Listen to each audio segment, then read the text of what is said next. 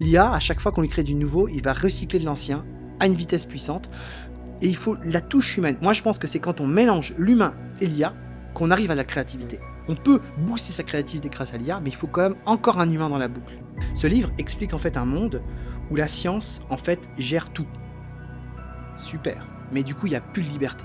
Même la liberté même les émotions en fait sont régulées par le système dans lequel on vit. Télépathie, c'est l'idée de diriger son smartphone en gros, avec le cerveau, directement, sans rien toucher. Ça permet par exemple quelqu'un qui ne peut plus bouger, qui est locked-in syndrome, c'est-à-dire qui est privé de son corps, d'un coup il peut jouer à World of Warcraft, il peut téléphoner, il peut regarder un podcast comme Kamel sans filtre.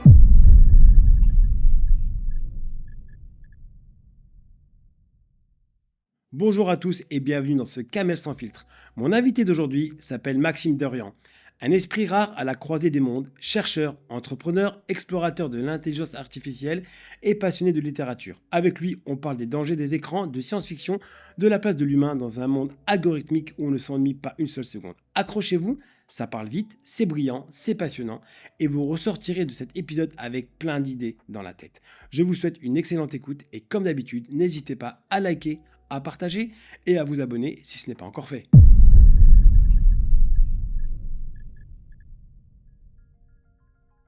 Bonjour Maxime, Bonjour Kamel. comment vas-tu? Bien, bien. Et toi? Bah écoute, très très bien. Ravi de t'avoir aujourd'hui parmi nous. Est-ce que tu connais la règle du jeu? Non. Je vais te poser plein de questions. Des questions plus ou moins sympathiques, des questions un peu provocantes. Et tu auras le droit à une seule carte joker que tu pourras utiliser si tu ne veux pas répondre. Ok. Et tu pourras la sortir à tout moment. Cool. T'es partant? Et moi, je peux te poser des questions? Ah non, en fait, non, tu ne pourras pas poser des questions.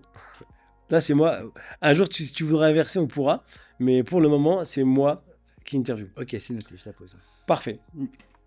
Alors, on va commencer tout d'abord pour expliquer comment tu décrirais ton métier.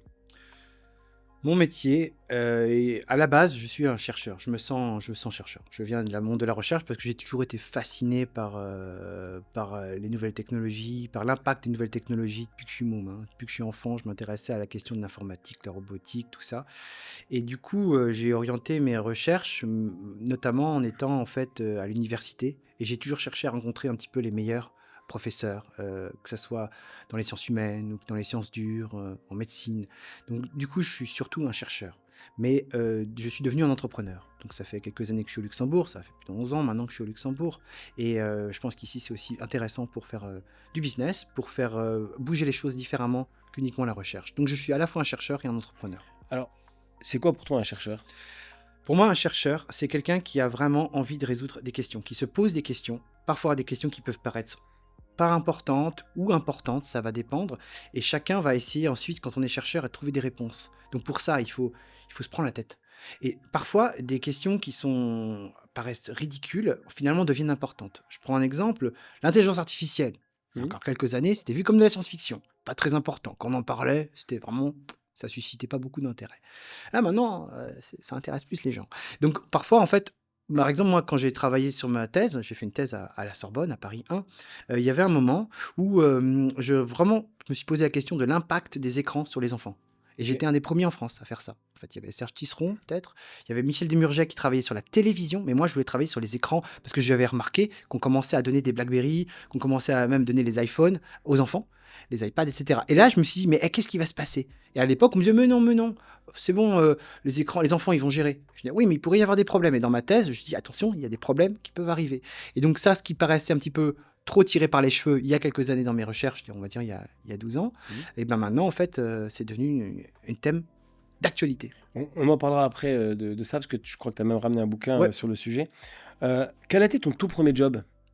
Mon premier job, ça a été d'essayer de laver quand on fait des frites, quand c'était Des friteuses? ouais, une friteuse avec une espèce de paille métallique une espèce de liquide un petit peu du pec citron un peu plus violent. Ok. Et du coup, je devais faire ça dans une friterie à Carnac. Ok. Ça a duré quelques jours, et puis après, c'est bon, ça s'est arrêté. C'est mon premier boulot.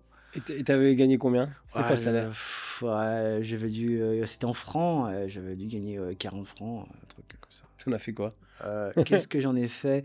Et t'avais quel âge? Je crois que je me suis pris une bière, ouais, je crois que À quel âge? je devais avoir, 17 ans, dans ces eaux-là. Parfait. Si on regarde ton quotidien aujourd'hui, quelle est la chose qui te passionne le plus dans ton travail? Ce qui me passionne le plus dans mon travail, c'est les rencontres. En fait, il y a d'un côté quand on est chercheur, on veut avoir des informations. Ces informations-là, on peut les avoir en allant regarder des publications scientifiques, des livres, en regardant même des vidéos sur YouTube. On peut avoir des choses super qui sont diffusées, des podcasts. Mais le mieux, c'est quand on rencontre des gens face à face, quand on est en présence concrète. Ça, c'est un philosophe qui s'appelle Gunther Anders qui dit la présence concrète, quand on est en face à face, qu'on est ensemble, qu'on partage un moment, Mm. qu'on n'est pas, moi, ce que j'ai appelé dans ma thèse, la présence absente. Quand tu es, quoi? Hein, je suis sur mon téléphone. Quand on est ensemble. Parce qu'à ce moment-là, on partage des choses. On partage des informations. Et aussi, par exemple, dans le monde de l'IA, par exemple, quand on rencontre des gens, tu étais aussi au AI Action Summit, Mm. quand on rencontre les gens qui font l'IA, en off, on sent des choses différentes que quand on voit leurs publications officielles sur les réseaux sociaux ou dans la presse. Mm. Et donc, moi, ce que j'aime le plus, c'est rencontrer. Et justement, les rencontres, quelle est la rencontre la plus extraordinaire que tu aies faite? Moi, je citerai 3 personnes qui m'ont beaucoup impressionné. La personne la plus impressionnante que j'ai rencontrée, c'était Jean-Louis Georgelin, le chef d'état-major de l'armée française. En fait, c'était sur la question des drones. C'était à une époque, où, l'idée des drones était principalement de faire des drones très chers. Les General Atomics, Northrop Grumman, des drones qui sont très chers, très performants, mais quand on perd beaucoup d'argent, très compliqué à maintenir. Et en fait, l'idée, c'était aussi peut-être faire des drones plus économiques, des drones qui sont un peu plus expendables.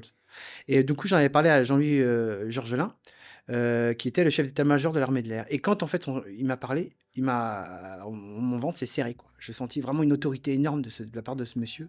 C'était son ton? C'était quoi? C'était Je son sais charisme? pas, c'est dur de me déstabiliser, Ouais. mais lui, il m'avait vraiment impressionné. Il était très, «Ouais, je t'écoute». Il m'écoutait. Après, il passe à autre chose. Bon, voilà, bon, ça c'est juste quelqu'un qui m'a impressionné. Tu m'as demandé les gens qui m'ont Mm. impressionné. Sinon, ensuite, Noam Chomsky. J'ai eu la chance de passer 12 heures de ma vie avec Noam Chomsky. C'est un grand linguiste, mais pas que linguiste, c'est aussi il est très bon en sciences politiques aussi. C'est un intellectuel américain de premier rang, parfois critiqué, mais parce qu'il a parlé de beaucoup de choses. Et en fait, il était venu à Paris et il m'a beaucoup appris des choses sur la santé, sur la politique, sur le rapport au réel, au mensonge. Vraiment génial. Je crois que c'est une des personnes qui m'a le plus impressionné. Et Robert Badinter. Alors Robert Badinter, pour le coup, c'était rigolo. Je l'ai loué un vélo la première fois que j'ai rencontré, parce que c'était dans un hôtel un petit peu relais et châteaux. Et j'étais le loueur de bicyclettes, donc et réparateur de bicyclettes.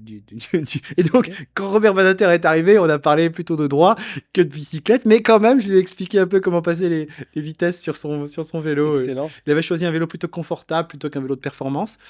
Et Robert Badinter, en fait, j'ai rencontré 3 fois dans ma vie. Et ce que je retiens de lui, qui m'avait dit, c'est que dans la vie, il faut avoir 2 choses. Il faut avoir de l'audace et de la vista. L'audace, c'est la vista. Je commence par la vista, c'est la vision. Anticiper. Tu vois un peu ce qui va se passer dans le futur. Mais ça suffit pas. Il faut aussi de l'audace. Il faut embrayer, il faut bouger. Parce que sinon, on fait juste que. Moi, c'est ce que j'ai fait beaucoup dans ma vie. Anticiper ce qui va se passer sans utiliser cette anticipation pour faire quelque chose. Alors que là, il vaut mieux le faire. Et donc, ça, c'est ce que je retiens de Robert Badinter. Voilà les 3 personnes qui m'ont plus impressionné. Bah, justement, dans un échiquier, tu es plutôt le pion dans un système où tu dois te battre, ou tu te dis non, je vais être le roi de l'échiquier? Non, je suis pas le roi. Je suis pas la reine. Je pense que je suis plutôt le cheval, le cavalier. Pourquoi? Parce qu'en fait, bien sûr, on s'y attend dans sa position, mais moi, je serais plutôt cavalier parce qu'en fait, il y a moyen de sauter par-dessus les autres pièces d'une manière un peu étonnante et ça représente un petit peu mes grands écarts intellectuels quand je passe de manga avec microélectronique. Je peux associer comme ça des choses qui sont liées, par exemple, à la chirurgie cardiaque et j'essaie de trouver un truc en live, ouais et l'exploitation des cochons. Non. Il y a des liens. Les valves de porc, par exemple, avec Zonograph, et cetera. Enfin, c'est-à-dire que j'arrive à faire des liens, en fait, entre des choses qui, apparemment, sont du coq à l'âne, un peu comme dans Le Musicien de Brême, c'était l'histoire où on parle du coq à l'âne. Et en fait, finalement, c'est un peu ce que fait le cavalier. Il est capable d'être de passer d'une direction à une autre, selon le déplacement du cavalier. Parfait. Alors, On peut avoir énormément de questions, toi et moi, parce que Carrément. voilà, sinon on pourrait passer des heures. Mais il y a quelque chose qui me passionne en fait quand j'ai beaucoup discuté avec toi, c'est ta passion pour la science-fiction Mmh. et tout ce qui tourne autour. Alors, est-ce que tu peux m'en parler un peu plus et parler aussi également de ce reportage sur Canal+, que tu Ah, avais fait? ah ouais, OK. En fait, la science-fiction, c'est, imaginer des futurs possibles et ça peut être intéressant pour éviter des erreurs. C'est par exemple quand on réfléchit sur, Black Mirror, la série Black Mirror, une excellente série d'anticipation, on imagine des problèmes liés aux nouvelles technologies, et ben, on me dit: «Ah mais c'est un peu comme dans Black Mirror». Ça nous met en garde, un peu comme plus tôt, bien plus tôt, 1984 de George Orwell, Sir Arthur Blair, George Orwell. 84, le livre, écrit en 48, nous raconte un monde où on fait du flicage constant des gens avec les ordinateurs, ou enfin les ordinateurs et les télécrans. Enfin, bref, on apprend les gens à mentir. Les gens sont obligés de mentir pour survivre dans la société. Ils apprennent que 2 et 2 font 5. Bref, le monde de 84, c'est de la science-fiction, surtout en 48, à Mm. une époque où la télévision n'était même pas dans les foyers. Mais en fait, 1984, c'est un livre qui nous fait réfléchir. Moi, en fait, les œuvres fondamentales en science-fiction, pour moi, ça a été Le meilleur des mondes. Je l'ai lu quand j'avais 12 ans et demi, donc j'étais assez jeune Mm. pour lire un livre pareil. En fait, ce livre de Aldous Huxley, Le meilleur des mondes, écrit en 38, je crois, mais j'en suis pas sûr, ou en 32, dans ces Mm. eaux-là, c'était en 32, donc 1932. Ce livre explique en fait un monde où la science, en fait, gère tout. Super. Mais du coup, il y a plus de liberté. Même la liberté même les émotions, en fait, sont régulées par le système dans lequel on vit. C'est l'horreur.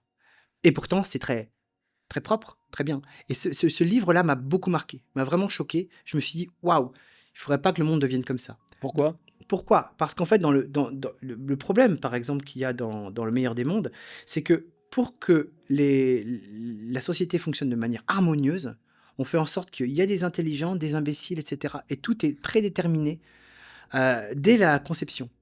Par exemple, les enfants ne naissent plus avec des pères et des mères. Dans Le meilleur des mondes, dans ce monde-là, c'est un tabou. Tout le monde naît dans des cuves. Et dans la cuve, en fonction, on est affecté à quoi? On va injecter de l'alcool ou des produits comme ça pour dégrader l'ADN, pour faire des gens qui seront des exécutants et d'autres qui seront des alphas. Enfin, Mm. Donc, c'est un monde où même à la naissance, un peu comme dans le film Bienvenue à Kataka, on est déjà déterminé. On n'a pas le droit de choisir sa vie.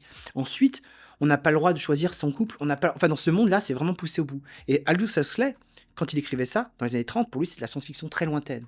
Et il a écrit un livre qui m'a beaucoup intéressé, c'est Retour au meilleur du monde, en 56, où il dit, mais en fait, ça va beaucoup plus vite. La science avance tellement vite qu'on va dans cette direction. Et ça me fait peur. Et Aldous Huxley, il faut voir, c'est pas n'importe qui, c'est le frère de Julian Huxley. En fait, Julian Huxley, c'est lui qui a inventé l'UNESCO, le WWF, et c'est aussi l'inventeur du terme transhumanisme. Oui. Donc c'est une famille très, très, très Et importante. tu peux expliquer ce que c'est le transhumanisme pour ceux Alors, qui ne savent pas? le transhumanisme, ce serait l'idée que depuis, en fait, 300 000 ans, on va dire que les Homo sapiens, c'est-à-dire les humains, en gros, on a peu bougé depuis 300 000 ans. On avait peut-être tous la peau noire, et puis peu à peu, la peau s'est éclaircie, les yeux ont changé de couleur. Mais globalement, on a les mêmes ADN depuis 300 000 ans. On a trouvé au Maroc des traces de Homo sapiens, un peu comme maintenant, depuis 300 000 ans. Voilà. Et le transhumanisme imagine qu'on va pouvoir faire muter l'Homo sapiens par la technologie. Ok. Soit, par exemple, en lui mettant des prothèses électroniques, en lui mettant des produits, comment, des produits chimiques, enfin des Mm. médicaments pour Mm. le booster. Essayer de faire un homme meilleur. Alors, ça vient de l'eugénisme. Ok. C'est-à-dire qu'après la Seconde Guerre mondiale et les horreurs nazies, on pouvait plus se prétendre eugéniste. Parce que l'eugéniste, c'était améliorer l'espèce humaine, un peu comme on le faisait pour les animaux. Mm. Et c'est la pente du transhumanisme. C'est-à-dire que d'un côté, on va proposer plus d'épanouissement, genre être plus fort, plus beau, plus jeune, etc., repousser les limites de la mort. Mais en même temps, il y a le risque de créer des humanités à plusieurs vitesses, un peu comme dans Le meilleur des mondes. Ok. C'est ça qui m'inquiète. Bah justement, Neuralink, t'en penses quoi? Parce que ça en fait partie, c'est du... Alors, je suis ça de près parce qu'effectivement, à un moment donné, dans mon parcours, je suis passé au Japon, au Tokyo Institute of Technology, dans le Koike Lab. Le Tokyo Institute of Technology, c'est un petit peu comme l'école polytechnique du Japon. Et il y avait en fait un labo où on travaillait sur les interfaçages entre l'humain et les ordinateurs. Et à l'époque, c'était un peu de la science-fiction. Enfin, moins à l'époque, mais c'est-à-dire que comment on peut brancher un ordinateur avec un cerveau humain. Il y a deux modes principaux. Le premier, c'est celui qu'on utilise tous les jours, c'est on utilise nos yeux, nos oreilles. On prend l'appareil et on le regarde et on interagit en appuyant dessus avec des boutons. Mais la deuxième méthode, c'est de le brancher directement au cerveau. Mmh. C'est possible aussi. Ça existe depuis 2007. Depuis 2004, avec Matthew Nagel, il me semble. Et attendez, non, c'est 2007. Bon, bref, peu importe, c'est cette Oui, cette en tout cas, c'est époque-là. dans ces zones-là. C'est dans ces eaux-là. Et en fait, on appelle ça les BCI, Brain Computer Interface. C'est-à-dire qu'on va faire, jusqu'à présent, c'était un trou dans le crâne pour ensuite mettre une connectique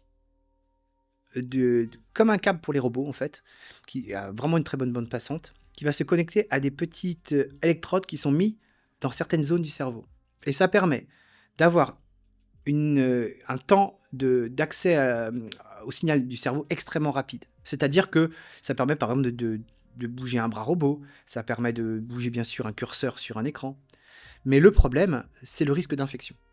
Donc les premiers à avoir fait ça, c'était donc Cyberkinetics avec le BrainGate. Miguel Nicolelis, c'était une des personnes importantes qui a fait ça, un Brésilien qui travaille aux États-Unis. Et donc ça existe encore, il travaille encore maintenant avec BlackRock, je crois c'est BlackRock Neurotech qui travaille, donc ça existe toujours, ceux qui ont été les pionniers. Et puis Neuralink est arrivé comme un outsider vers 2016, 2017, 2016 peut-être. Et Neuralink, leur idée, s'inspirait du travail de... Je vais dans les détails, mais je vais aller plus vite, je vais recommencer.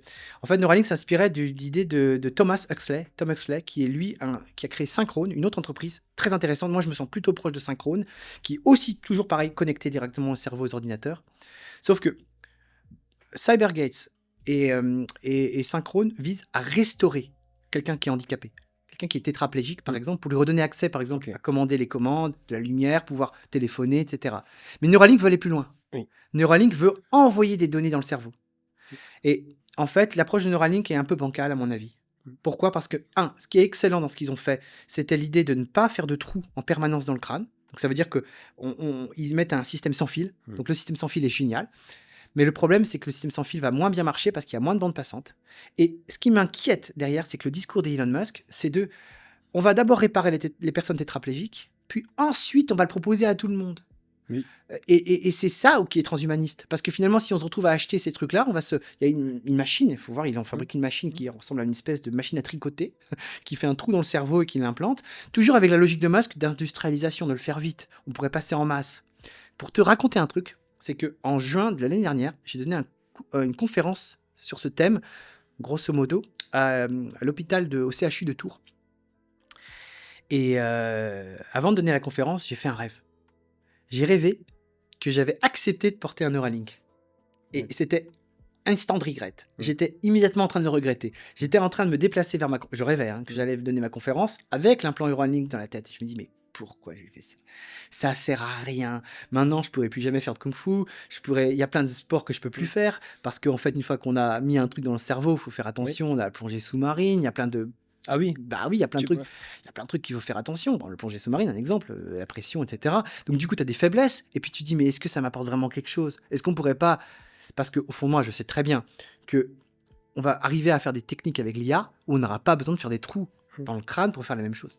Donc on pourra être plus intelligent avec ces genres de puces ou pas ? Alors, Neuralink propose deux choses. Il y a deux projets, si on veut vraiment subdiviser. Il y a télépathie et blind sight. C'est les deux projets de Neuralink. D'ailleurs, Elon Musk a tendance à communiquer en disant que c'est lui qui fait tout. Il supervise. Il est plus chef de projet dans l'affaire. Télépathie, c'est l'idée de diriger son smartphone, en gros, avec le cerveau, directement, sans rien toucher. Ça permet, par exemple, quelqu'un qui ne peut plus bouger, qui est locked-in syndrome, c'est-à-dire qui est prisonnier de son corps. D'un coup, il peut jouer à World of Warcraft, il peut téléphoner, il peut regarder un podcast comme Kamel sans filtre. C'est possible. Et donc, ça, c'est génial. Mais ça, il y a d'autres qui le font, Synchrone aussi. Mais par contre, le blind sight, c'est émettre vers le cerveau. Ce que font pas d'autres implants. C'est-à-dire, on a l'information dans l'ordinateur et on va émettre. L'idée, c'est par exemple de nous envoyer Gmaps dans le cerveau. Ou envoyer un bouquin. Ouais. Sauf que ça marche mal, très mal, très Pour mal. l'instant. Pour l'instant. Et Neuralink se rend compte qu'ils ont été très très ambitieux et que c'est très compliqué parce qu'en fait, quand on réfléchit à un bouquin ou on réfléchit à quelque chose, c'est réparti globalement dans le cerveau. C'est pas uniquement dans une zone. D'accord, ouais. Et donc, du coup, eux, ils peuvent intervenir plus complexe qu'on ne le croit. Carrément. Donc, du coup, leur truc de nous envoyer une image en HD pour voir les films en HD dans le cerveau, on n'y est pas encore. Je dis pas qu'on pourrait pas y arriver, mais on pourrait peut-être y arriver avec d'autres moyens que celui de Neuralink. On reste sur, la partie intelligence, connaissance et cetera. Tu as beaucoup aussi, étudié les cas, HPI, Ouais. HPE et cetera. Est-ce que tu peux m'en dire un peu, les étapes, et tous les Bah, en fait, c'est parti de la série HPI. Parce que en fait, Alice Chegaray-Brognaud, qui est la scénariste de HPI, c'est une amie à moi.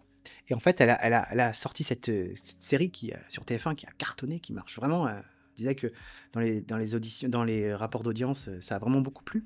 Et en fait, il y a le terme HPI qui a été popularisé comme ça, haut potentiel intellectuel.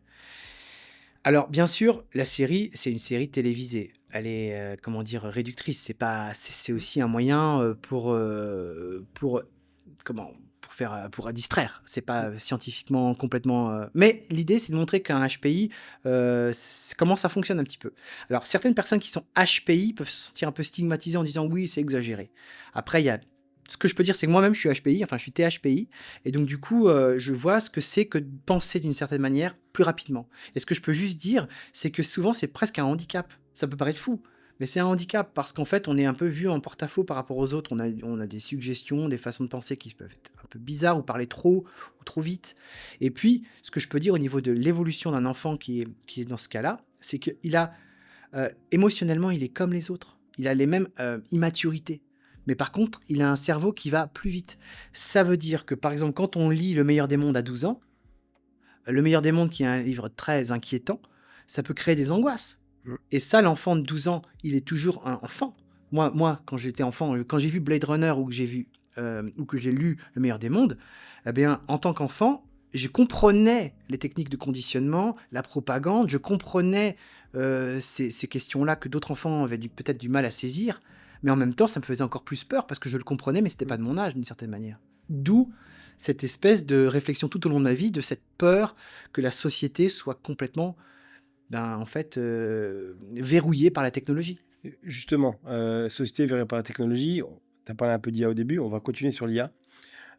Pour toi, c'est plutôt opportunité, risque? Je sais qu'il y a un collectif qui se crée là, Ouais. heu, Alors nous, moi je suis co-créateur avec Arnaud Billon et Arnaud Lévy et Éric Boileau et Nour Trabelsi. Enfin, on est tout mmh. un collectif, on est 140 actuellement, 140, 150, qui Tu peux s'appelle tous les Techno. citer de mémoire ou pas? Non, parce que je les connais pas tous en Ouais. fait. Et il y a ceux à qui j'interagis. Il y a en gros, il y a non, je les connais pas. C'est Arnaud Billon qui Mmh. vraiment qui est le gardien du temple. Mais en gros, l'idée c'est que le technoréalisme, c'est justement on commence à être parmi les plus influents. Enfin, j'ai l'impression dans cette question sur l'IA en francophonie en tout cas, chez les Français, Canadiens, Belges. Les Suisses ont moins de contacts, mais on va en avoir sûrement. Technoréalisme, c'est quoi? En fait, on a repris quelque chose qui a existé dans les années 90, qui s'appelait technoréalisme. Mmh. C'est le nom, mais avec en anglais sans E. Technorealism.org, qui était créé par Douglas Shapiro et David Shapiro, pardon, et Douglas Rushkoff. Et ces personnes-là disaient attention, au moment du web, au moment où le web est arrivé, dans les années 90, on commençait à vendre le web en disant ça va solutionner tous les problèmes, ça va être génial, il n'y aura plus de problème d'ignorance dans le monde, tout ira bien, l'éducation, le business, tout sera parfait, achetez mes produits, tout va bien. Et d'autres disaient non, le web c'est nul, il faut pas de ça, c'est pas sain. Et le technoréalisme, c'était l'idée oh, on se calme, on examine tout, on fait un débat, on écoute tout le monde, on écoute tous les différents points de vue pour se faire sa propre idée, mais avec le débat sincère. C'est-à-dire écouter l'autre. Ça, en fait, avec le raz-de-marée de l'Internet, cette réflexion-là, elle a disparu, elle est devenue obsolète. Mais il y a 2 ans, avec Arnaud Billon, on a réactivé cette question pour l'IA. Parce qu'on s'est rendu compte à la sortie de ChatGPT que tout le monde se mettait à parler d'IA d'un coup. Alors que c'était... En fait, c'est comme la houle, comme un courant qui est sous-marin, qu'on ne voit pas, mais qui est là. Quand il touche un récif, bam, il surgit.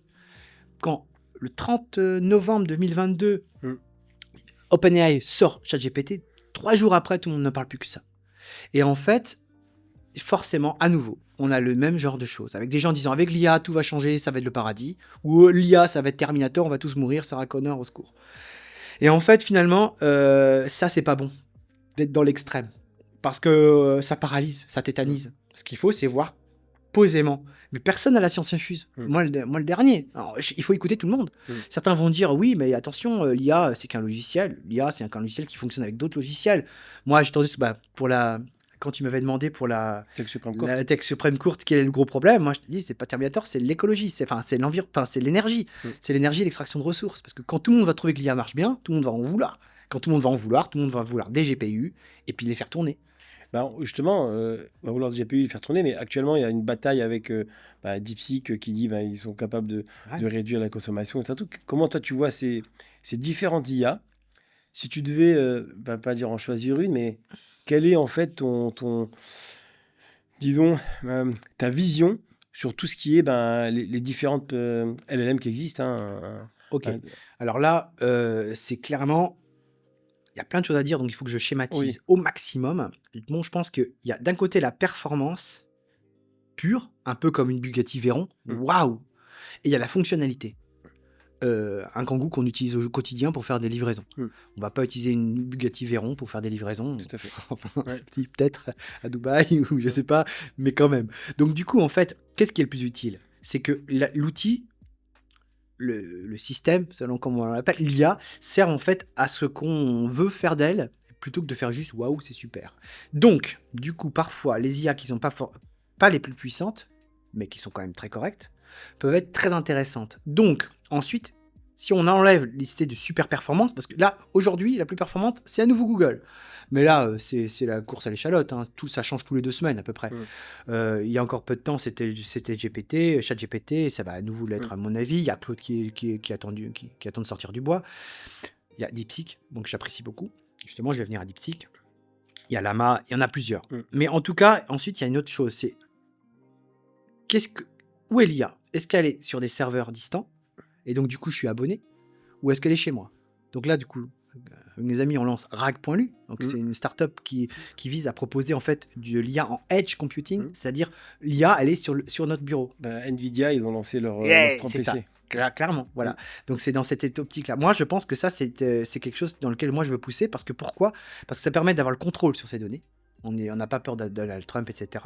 Et ça permet aussi d'avoir aussi même un contrôle de niveau écologique. Parce que ça va compter. Parce qu'en fait, on a moins besoin de tout un arrière-cour, un système énorme pour faire fonctionner. À partir du moment où ça fonctionne chez soi. Ouais, mais si on achète tous les nouveaux PC là, d'Nvidia, qui coûtent 3 000 € là, tu sais, Ouais. où t'as de l'IA intégrée, où t'as les GPU avec une puissance monstrueuse.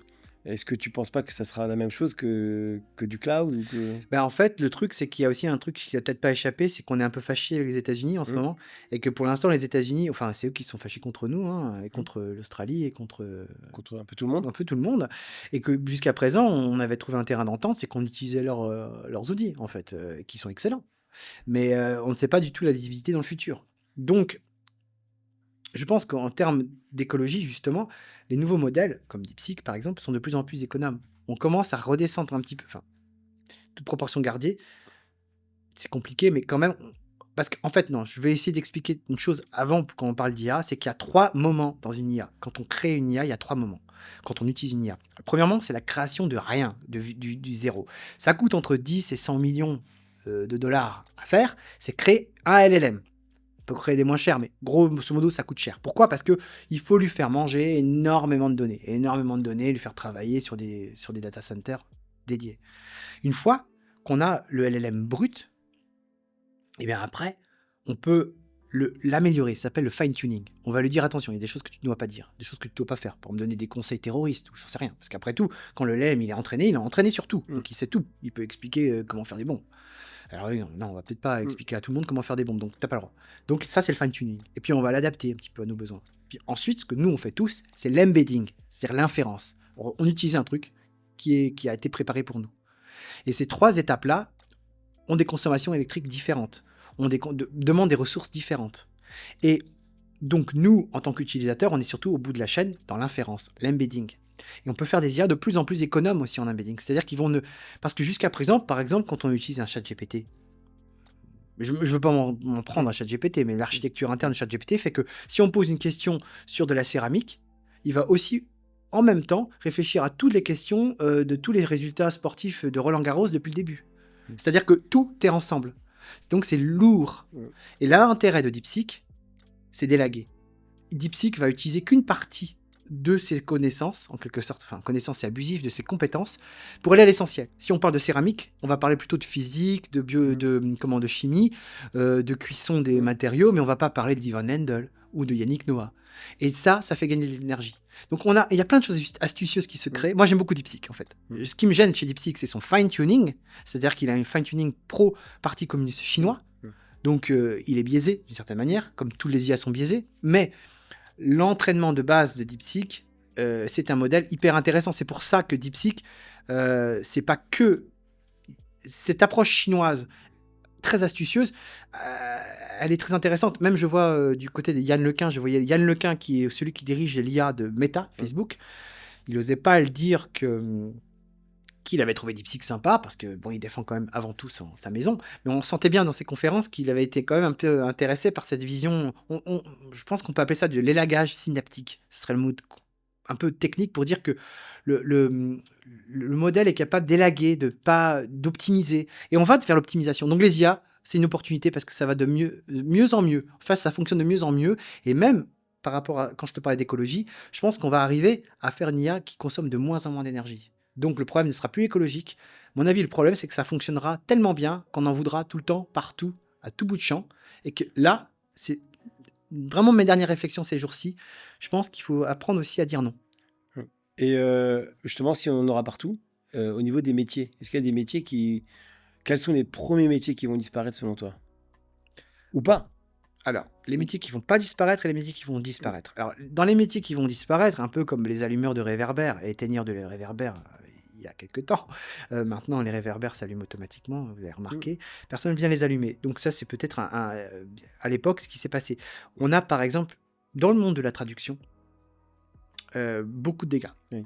Parce que... Ah bon, on l'a vu avec les nouveaux AirPods d'Apple, ça va être... Voilà, juste pour expliquer ce que tu dis sur les AirPods, c'est qu'en fait maintenant ils pourront traduire en temps réel en fait toutes les langues. Ouais, ça c'est fou. Et ça devient quand même de plus en plus performant. Alors bien sûr, traduire c'est trahir, c'est-à-dire qu'à chaque fois qu'on traduit, il faut par exemple faire des efforts au niveau poétique, surtout si on traduit par exemple du français en japonais, on n'a pas les mêmes images, le français et l'anglais même, mais donc le traducteur a un savoir-faire, Oui. ça c'est clair, mais pour la traduction rapide, parce qu'on a un texte de loi en suédois et qu'on veut vite voir un peu de quoi il parle, et qu'on parle pas le suédois. Avant, c'était différent. Maintenant, on a plus confiance en l'IA. Mais peut-être que parfois, l'IA va aussi nous injecter des biais, malheureusement. Donc les traducteurs sont menacés. Dans les l'illustration,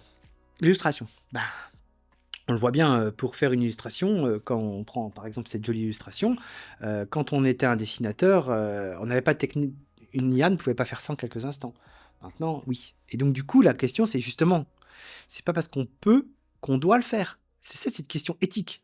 C'est-à-dire que quand je suis en voiture, je pourrais aller à 200 km/h, mais je dois pas le faire. Parce que moralement, c'est trop dangereux. Et bon, c'est un peu téléphoné de dire ça, mais c'est cette question, parce que du coup, est-ce que on va peu à peu assécher ce travail, et du coup, les illustrateurs ne voudront plus illustrer? Mais alors, dans ces cas-là, on n'aura plus que des illustrations par IA.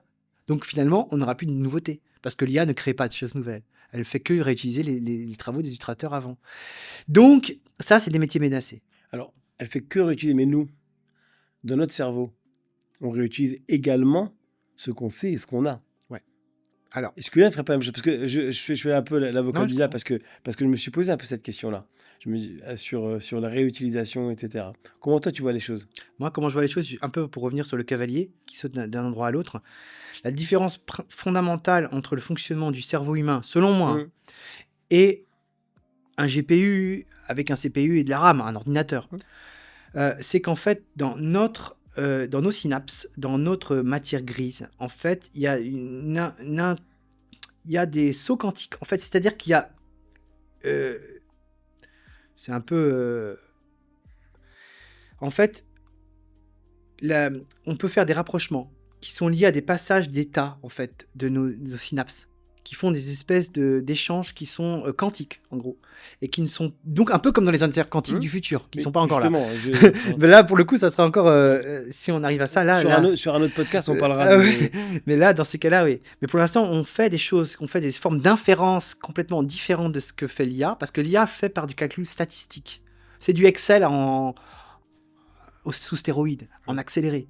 Nous, on fait des espèces, il y a des intrications quantiques en fait entre des positions électroniques et chimiques dans notre cerveau qui font qu'on a des éclairs de génie. Mm. En fait, chez les Grecs, il y avait la folie, avec les Grecs anciens, il y avait deux choses. La l'hubris c'est Elon Musk, c'est la démesure. Quand on croit l'infini dans le monde fini. C'est-à-dire qu'on croit l'enrichissement total, infini, la puissance totale, infinie, c'est l'hubris, c'est la démesure. C'est un peu comme aller trop vite sur la route. Par contre, il y avait la maniché. La maniché, c'est la folie créatrice. C'est la folie du fou, en fait, au sens le fou qui fait rire, le fou qui danse, le fou qui crée. Et en fait, ça, notre cerveau, mais tous les animaux l'ont aussi, hein. Mais nous, notre cerveau est particulièrement puissant pour ça. On crée des choses nouvelles. C'est comme ça qu'on fait des connexions, des rapports nouvelles, qu'on a des nouvelles idées, qu'on crée des nouveaux mouvements artistiques. Et ça, l'IA ne va pas les créer. L'IA, à chaque fois qu'on lui crée du nouveau, il va recycler de l'ancien à une vitesse puissante. Et il faut la touche humaine. Moi, je pense que c'est quand on mélange l'humain et l'IA qu'on arrive à la créativité. On peut booster sa créativité grâce à l'IA, mais il faut quand même encore un humain dans la boucle. Voilà. Quelle est l'entreprise tech mondiale que tu adores? Tu dis, tiens, ils font des choses formidables. C'est compliqué parce que Google et Microsoft, je trouve qu'ils sont des valeurs sûres. Apple aussi. Je vais tous les citer, hein, mais l'entreprise tech, Que tu trouves fascinante. j'ai beaucoup aimé Apple Ouais. tout au long de ma vie. J'ai commencé en 84 avec un Macintosh, donc Apple m'a toujours touché parce qu'il y a une vision de faire des interfaces qui sont sympas à utiliser. Ça changeait un peu des PC où il fallait tout programmer. Mais je trouve qu'Apple est Ouais. moins cool. Maintenant, c'est devenu une grande Ouais. entreprise. Je sais pas. Perplexity, Ouais. je trouve que c'est une entreprise qui est je trouve très intéressante dans son approche. Tu peux rappeler ce qu'ils font? Parce Ah oui, que pardon, Perplexity, c'est une entreprise qui fait de l'IA. Et eux, en fait, ils proposent différents modèles d'IA. Donc, on peut choisir un peu le modèle qu'on veut. Et surtout, ce qui me plaît avec Perplexity, c'est qu'ils cherchent à citer leurs sources. Parce qu'on peut se faire emmener en bateau par les IA, que ce soit Llama, Gemini, ChatGPT. Ils nous racontent des cracks parfois. Ils rajoutent des sources maintenant. Ils ont fait des Et efforts c'est là-dessus. Perplexity qui ont été, avec Copilot et Perplexity ont été des pionniers là-dedans. C'est-à-dire Copilot, c'était Microsoft. C'est l'idée de dire, mais d'où ça sort? Parce que c'est comme l'histoire de l'avocat qui a sorti un texte de loi qui n'existait pas aux États-Unis il y a 2 ans. Parfois on peut se dire, mais c'est par exemple très intéressant sur les citations. Et ça vient, ce que je disais un peu plus tôt sur la question de l'entraînement des modèles. Par exemple, tout Victor Hugo est dans une IA. L'IA, mais elle a un souvenir de Victor Hugo. Elle va nous créer des citations de Victor Hugo qui ne sont pas exactes. Si on lui demande mot pour mot, on n'aura pas du mot pour mot. Parce qu'en fait, il y aura une espèce de... Comme un MP3 qui va dégrader le son par rapport à un vinyle ou par rapport à un son analogique, on a une perte. Et cette perte, nous, en tant qu'humains, on n'a pas forcément le temps de connaître Victor Hugo par cœur. Et donc, du coup, comment on lui fait confiance? Et cette confiance peut être problématique. Donc, j'aime bien Perplexity, j'aime bien Copilot, mais bon, ouais, voilà. Et j'ai sûrement des compagnies tech. Non, j'avoue, SpaceX.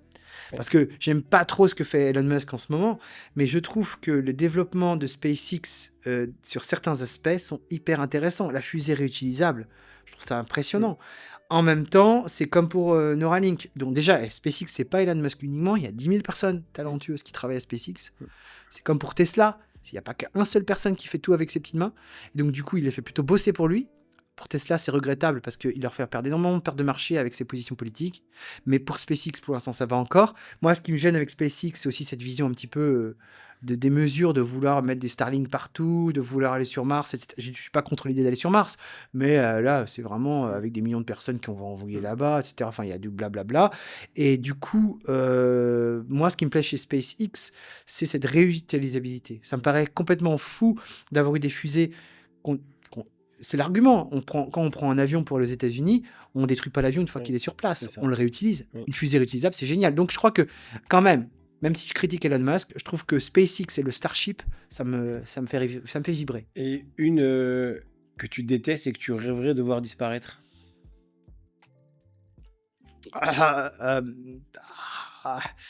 Disons que TikTok de ByteDance, donc l'entreprise de TikTok, c'est ByteDance, c'est une entreprise chinoise. Moi, ce qui me plaît pas, c'est c'est Janus. C'est-à-dire qu'il y a 2 faces. Il y a Douyin en Chine et TikTok, Oui. avec le même Oui, algorithme. ça, faut l'expliquer, ça, Alors effectivement. voilà, c'est-à-dire qu'en Mm. fait, par exemple, si on est à Singapour et qu'on installe soit TikTok, soit Douyin, on a à peu près le même programme, avec le même look, même interface, mais pas le même algorithme de recommandation. Mm. Et moi, ce qui me gêne beaucoup, c'est les algorithmes de recommandation. Mm. Et je vais prendre TikTok, puisqu'il faut Oui, en oui, prendre c'est un un. bon exemple. L'algorithme de recommandation de TikTok, c'est souvent du vide, de la distraction, des trucs vides sans grande importance. Alors que ByteDance commercialise en Chine Douyin, et Douyin, l'algorithme, eux, c'est le patriotisme, le sens civique, donc ça c'est très parti communiste chinois, mais aussi les sciences dures, les maths, la physique, l'entrepreneuriat, l'art, les langues étrangères. C'est ça qui est poussé sur Oui. Douyin. En résumé, nous, les Européens, on n'a pas le même contenu qui est poussé que Complètement. les Chinois. C'est-à-dire que voilà, on Explique-le. va avoir en fait sur TikTok des contenus souvent un peu imbéciles, alors que le TikTok chinois, c'est des contenus qui te tirent vers le haut. Oui. Soit on te tire vers le bas, et ça me rappelle un peu la subversion théorisée par les soviétiques à l'époque de la guerre froide, qui était de valoriser chez nous des choses, des querelles sans importance ou secondaires pour qu'on se chamaille, nous pousser à nous intéresser à des affaires qui sont sans importance pour nous détourner des maths, de la physique, des vraies questions. Parce que ça s'appelle la subversion, c'est en fait essayer de saper le moral, saper l'efficacité des concurrents. Moi, je trouve qu'il y a un peu de ça dans le TikTok occidental. Je suis pas contre l'idée d'un TikTok, mais je trouve que l'algorithme de recommandation, l'IA de recommandation qui est derrière TikTok me paraît tirer les gens vers le bas. Et c'est ça qui me plaît pas. Ouais. Donc je voudrais pas supprimer TikTok, mais Mais- j'aimerais bien que l'algorithme de recommandation soit modifié. Ou qu'on puisse essayer de le modifier en suivant nos Faire un nos truc pour désirs. nous élever. Ouais. Utiliser la technologie pour nous élever spirituellement, intellectuellement, plutôt que nous abrutir. Si tu avais à choisir un tyran dans la tech, quel serait en fait, tu préférerais essayer de renverser en fait sa philosophie, Ah. ou alors tu t'écraserais? Ah non, renverser sa philosophie. Et moi, par exemple, le tyran de la tech, c'est Elon Musk. Si, mais avec les ressources qu'il a, son intelligence, ses compétences, ses limites, mais son acceptation des limites, si il était capable de repartir dans une bonne direction. Il y a mais rendez-nous le Elon Musk d'il y a 10 ans. Il était exagéré, il était arrogant, il avait des défauts. Mais il y a 10 ans, il disait déjà la moitié de ma fortune, je veux l'utiliser pour la Terre, et l'autre moitié pour Mars. Bon, peut-être que il racontait des choses intéressantes. Il faisait rêver les gens. Après, c'est du business aussi. Mais en fait, là, maintenant, il devient totalement tyrannique. Il devient maintenant, il est pour la liberté d'expression, mais ceux qui sont contre ce qu'il dit, il les censure. Il va pas bien, en fait. Il est trop fatigué, il dort pas assez, il a un souci. Et donc, je pense que si on pouvait renverser Elon Musk pour avoir un Elon Musk beaucoup plus positif, ce côté bulldozer qu'il a pourrait être super pour le monde à nouveau. Pour les voitures électriques, pour le solaire, pour l'énergie, Mais là, il est parti dans une direction, il est un peu, il plane, et ça, c'est dommage. Donc moi, je préférerais largement que un Elon Musk devienne beaucoup plus empathique, et aussi, enfin, ça c'est difficile peut-être, mais en tout cas qu'il se mette un peu de distance avec lui-même et qu'il se pose un peu. Voilà, donc voilà, non, il faut, parce que dire oui à un puissant parce qu'il est puissant, c'est le problème, c'est se jeter par la falaise avec lui. Maintenant, parler un peu de ta carrière, etc. Tu as déjà travaillé dans une société en tant qu'employé? Oui. Oui, à plusieurs reprises. Et je trouve ça super parce qu'en fait, ce que j'aime dans la société, quand on est dans une entreprise, ben, c'est qu'il y a bon, tout n'est pas rose non plus, mais on peut avoir un esprit d'équipe. On peut avoir dans l'entreprise, il y a des talents qui se mettent ensemble pour un but commun. Et ça, c'est génial parce que ça accélère. Et je sais que tu as du mal un peu à trouver, toi, Ouais. des jobs dans l'entreprise. J'ai un parcours. Pourquoi? Ben, en fait, souvent, c'est au niveau du recrutement aussi, parce que bon, C'est trop bizarre. Ouais, je peux faire un peu peur parce qu'on peut croire que je veux devenir le patron ou que je veux faire ceci, cela, alors qu'en fait, pas du tout. Moi, ce que je veux, c'est souvent justement aller vers le but, en groupe, quoi. Et puis, moi, je me sens bien dans le monde de la recherche, parce que dans le monde de la recherche, on partage ses connaissances. Mais ce que je trouve insatisfaisant, c'est que même si on écrit un bon bouquin ou qu'on fait une publication, en fait, on touche pas le grand public. Et je pense qu'il faut les deux. La recherche et l'entreprise. L'entreprise au sens du toucher les gens avec la communication, marketing, avec les réseaux sociaux. Parce que du coup, comme ça, par exemple, moi, quand j'ai travaillé sur attention, les enfants si on les expose trop aux écrans, vers les années 2012, il peut y avoir des effets collatéraux. Bah, C'est ton- voilà, par c'est exemple. quel livre? Ça, celui-là, c'est tiré de cette réflexion. Ça s'appelle Les prothèses cognitives du corps humain. Un Ok. livre un petit peu avec un titre un peu compliqué, mais ce que Il dit j'appelle. quoi ce livre? En fait, ce livre-là, c'est pour dire que les smartphones deviennent comme des prothèses. C'est-à-dire qu'en fait, quand on utilise les outils informatiques qui nous aident à communiquer, qui nous aident à calculer, à penser, etc., finalement, on devient dépendant. C'est-à-dire que si on n'a pas son précieux smartphone avec soi, on a perdu sa prothèse. Parce que moi, dans ma recherche de thèse, en fait, j'ai travaillé sur le port de prothèses au sens propre. C'est-à-dire soit d'implants qui servent par exemple à faire fonctionner le cœur, comme les pacemakers ou les pompes à insuline, soit en fait les prothèses aussi de jambes, de bras, qui sont des choses pour réparer la personne qui est handicapée. Et en fait, je me suis rendu compte à l'époque où je travaillais sur ma thèse, c'est que les outils numériques devenaient des prothèses pour notre esprit, des prothèses cognitives. C'est-à-dire on a besoin d'eux pour se souvenir des numéros de téléphone des amis. On a besoin d'eux pour se souvenir de ce qu'on doit faire de la journée. On a besoin d'eux pour communiquer. On a besoin d'eux pour regarder nos photos. On a besoin d'eux, on a besoin d'eux, on a besoin d'eux, d'elles. Et en fait, ça devient comme des prothèses. Et c'est-à-dire que si je t'enlève ton smartphone, Ah oui. il y a un souci, hein. Ah, moi, c'est mort, hein. Mais ce que je disais à l'époque, c'est que nous, on s'est structuré mentalement Hmm. sans elles. C'est-à-dire qu'on est construit sans elles. Donc, c'est-à-dire que c'est un plus. On est un peu des humains augmentés grâce à ces outils. On est plus performants parce qu'on les a. Mais qu'est-ce qui se passe pour les enfants qui naissent avec? Ils en ont tout le temps besoin. Ils stressent. Moi, je vois des étudiants même maintenant qui ont 20 ans. Je donnais un cours à l'IUT de Vannes. Et je pensais à un élève. On dit, je vais donner un cours sur l'IA, mais tout le monde enlève ses smartphones et ses écrans, là. On les pose, on les utilise pas, on va se parler. Et après, on utilisera les ordinateurs plus tard, mais pas au moment du cours. Et il y en avait un qui avait du mal il avait, oui, mais pour avoir l'heure, comment je vais faire? Ouais, bah, tu peux, c'est pas grave. Parce que c'est comme une forme de prothèse. Donc, au sens, pour aller plus loin dans ce sens-là, il y a un monsieur qui s'appelle Canguilhem, Georges Canguilhem, qui a écrit Le normal et le pathologique. C'est un penseur de la médecine qui dit que la normalité, c'est la société qui la détermine. Ce qui est normal, c'est ce que nous, on dit socialement est normal. Pourquoi? Parce que dans une société où tout le monde, par exemple, a un problème à l'hypophyse, à la thyroïde, j'avais vu ça en anthropologie. Il y a une société où tout le monde était intoxiqué. Donc tout le monde avait un problème de goitre, c'est-à-dire un problème de gorge. Donc la normalité, c'était d'avoir un problème de goitre, c'est-à-dire un problème de thyroïde. Parce que tout le monde l'avait, parce que tout le monde mangeait le même poison, de l'acide cyanhydrique. Le cyanure, en fait, en petite dose. Bon. Bref, donc du coup, ça c'est un exemple. C'est-à-dire qu'en fait, si on définit socialement ce qui est normal, on a redéfini ce qu'est être un homme normal au Luxembourg ou une femme. C'est d'être avec un smartphone. Tu as des portes que tu peux plus ouvrir si tu n'as pas de smartphone. Ta banque, tu peux plus y accéder sans smartphone. Tu as beaucoup de choses. Donc, on a redécidé la normalité. Donc, pour rester normal, il nous faut une prothèse.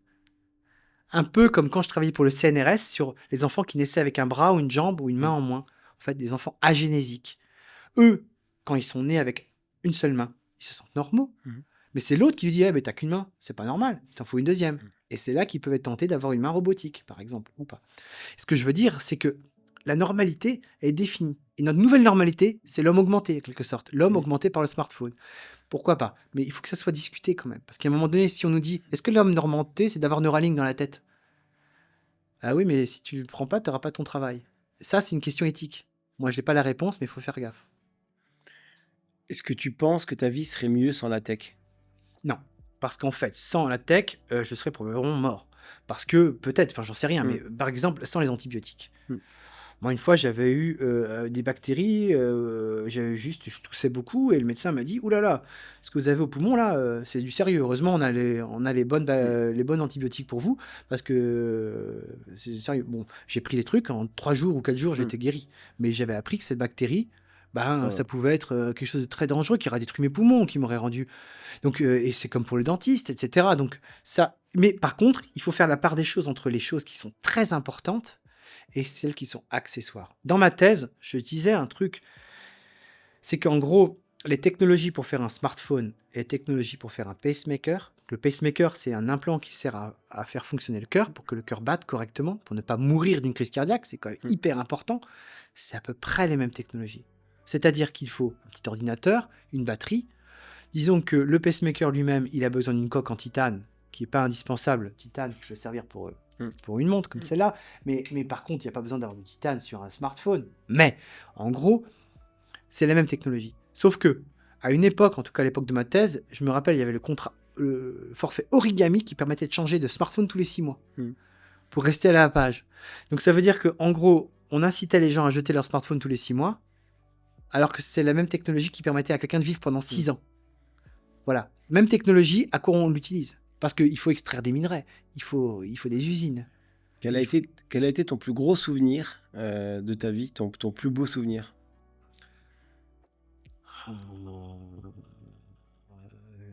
Euh, déjà, mon mariage. Ensuite, d'être avec tous ses proches, tous ses amis. Là, je dirais, T'en as plein, en fait. Il n'y a pas un truc où tu t'es dit ce jour-là. d'être avec tous ses proches. Moi, je pense que mon mariage en 2014, enfin, tu me poses la question, je dis ça, parce qu'on est avec tous les gens qu'on aime, y compris aussi des gens qui sont plus vivants maintenant. Et du coup, quand j'y pense, ça m'émeut. Je pense que, alors là, c'est encore de l'anthropo, on est loin de la technologie. Chez les Navarros, euh, les Navarros, donc les Indiens Navarros, quand il y avait un gros pépin chez quelqu'un, par exemple un cancer, ils n'avaient pas la technologie pour faire une chimiothérapie ou ce genre de choses, ou pour faire des opérations. Une des techniques, c'était de faire des cérémonies où tout le village, où toute la tribu venait danser. Ok. Parce que parfois, par effet symbolique ou par un peu coup de chance, la personne pouvait guérir. Mais parfois, elle mourait. Mais au moins, on avait fait une grande fête. Une grande fête où je pense que, donc, dans mes souvenirs, je pense que c'est quand même humain. C'est avant tout d'être entouré par tous les gens qu'on aime. C'est quelque chose de super puissant. Et au niveau professionnel, quelle a été ta meilleure expérience? Moi, j'ai adoré quand j'ai déjà eu ma thèse de doctorat. Ok. Parce que ma thèse de doctorat a soutenu à la Sorbonne, où j'ai eu la mention très honorable, mention maximum. Ça montrait que ce que je racontais n'était pas de la science-fiction. Parce que tout ce que j'évoque, c'est ma thèse. Mais dans les années 2010, c'était encore vu comme c'est loin. Ça ne nous concerne pas trop. Les robots, l'IA, les implants, les mains robotiques. Les réseaux sociaux arrivaient, mais bon, c'est sous contrôle. À l'époque, il y avait juste sous Facebook, il fallait pas raconter n'importe quoi pour pas être dans une photo compromettante. Ouais. Mais on n'en avait pas vu encore ce que j'envisageais, c'est-à-dire cette espèce d'omniprésence de la technologie qui finit par refaçonner les rapports sociaux, qui finit par devenir le prisme par lequel les gens se contactent. D'ailleurs, tiens, je sors cet autre livre qui n'est pas de moi, qui est de Servan Mouton, qui est tout de récent, qui est sorti il n'y a même pas 2 mois, mais le mois dernier, en février 2025. C'est elle qui est la coprésidente de la commission des enfants et des écrans. Et qui dit, donc, voilà, écran, un désastre sanitaire, il est encore temps d'agir. En fait, en gros, ça, c'est ce que je disais. Attention, si on fait des bêtises, c'est ce qui va arriver. Si on ne guide pas les usages pour nos enfants, et là, oh là là, on a eu des problèmes. Donc, ce qui était de la science-fiction, parce que moi, je me rappelle même le jour de la soutenance de ma thèse, on me disait sur le fait des enfants qui seraient trop accros à certains jeux, des enfants en bas âge. Et je disais, en fait, je dirais même en off, même à l'époque, je disais ça, c'est un peu comme la colle à tapisserie. Dans les favelas, au Brésil, on peut donner de la colle à tapisserie à sniffer aux enfants. Pourquoi pas? Ça les calme. Mais le truc, c'est qu'est-ce que c'est bon? Là, je pousse le bouchon, par l'absurde. Mais est-ce que c'est bon de les trop immerger dans ces trucs-là? Parce que ça leur apprend, en fait, un fonctionnement cérébral de recherche de la dopamine ils n'ont pas la maturité. Donc, je disais, attention. Mais c'est valable pour l'IA aussi. Ça peut être super quand on cadre bien le truc. C'est-à-dire qu'on peut aller plus loin, mais pas juste leur donner le truc et attendre de voir ce qui va se passer, parce qu'il peut se passer des problèmes. As-tu déjà eu des échecs ou des grosses déceptions au niveau pro? Ah oui, oui. Oui, par exemple, ouais. En fait, c'était un de mes premiers travaux de recherche. C'était pour un projet qui s'appelait le projet GameRoot, qui était l'idée d'utiliser un simulateur de conduite automobile pour améliorer donc c'était un simulateur en 3D automobile pour aider la prévention routière, pour qu'il y ait moins d'accidents de la route. Donc c'était financé. Le lidar et tout ça Non, c'était encore avant. C'était ok. financé par le ministère des Transports. C'était l'idée est-ce qu'on pourrait pas utiliser une simulation pour des gens, pour des jeunes notamment, par exemple, un jeu, pour apprendre à mieux conduire, pour qu'ensuite, sur la route, ils soit meilleur. conduisent mieux. Moi, ce que je me suis dit, en fait, ouais, mais on va mettre quels moyens pour faire quoi en simulation? On n'arrivera pas à faire aussi bien qu'un jeu vidéo, que les grands studios qui, eux, font des Tout à jeux. fait.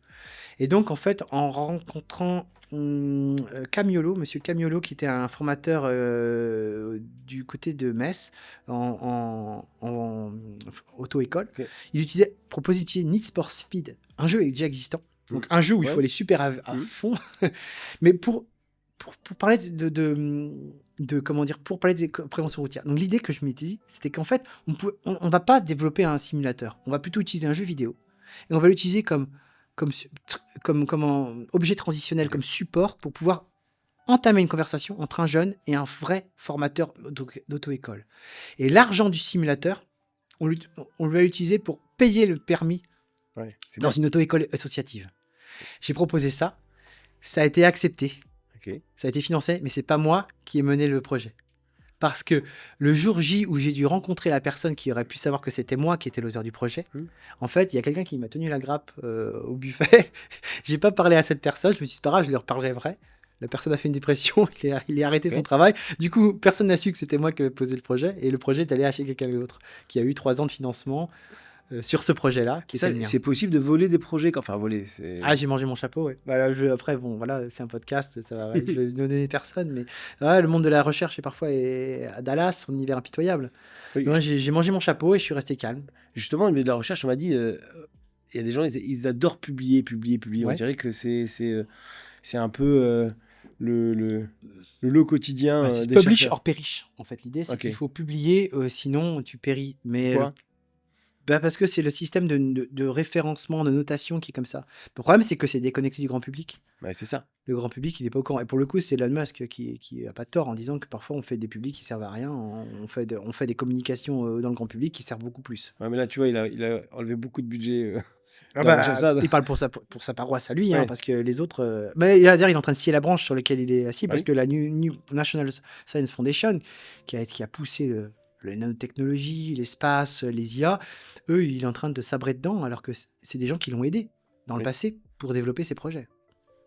C'est pour ça que c'est étrange. Le Elon Musk d'aujourd'hui, il est en train de couper la branche. Enfin, il ferme la porte derrière lui, quoi.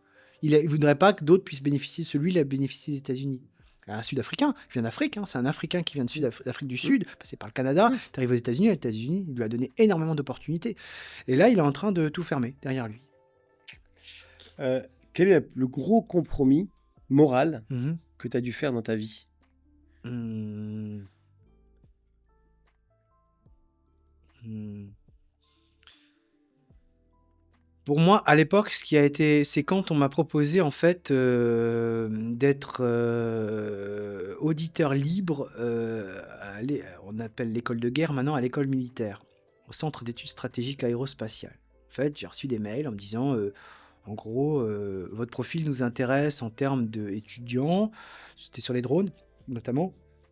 Et vous êtes libre, vous engagez à rien, mais si vous voulez, vous venez un mois, tous les mois, une fois ou deux par mois, à l'école militaire à Paris, donc devant la Tour Eiffel, qui, au passage, c'était l'antenne de l'école militaire, la Tour Eiffel, c'était l'antenne qui servait de communication. Maintenant, c'est une belle décoration, c'est le symbole de Paris.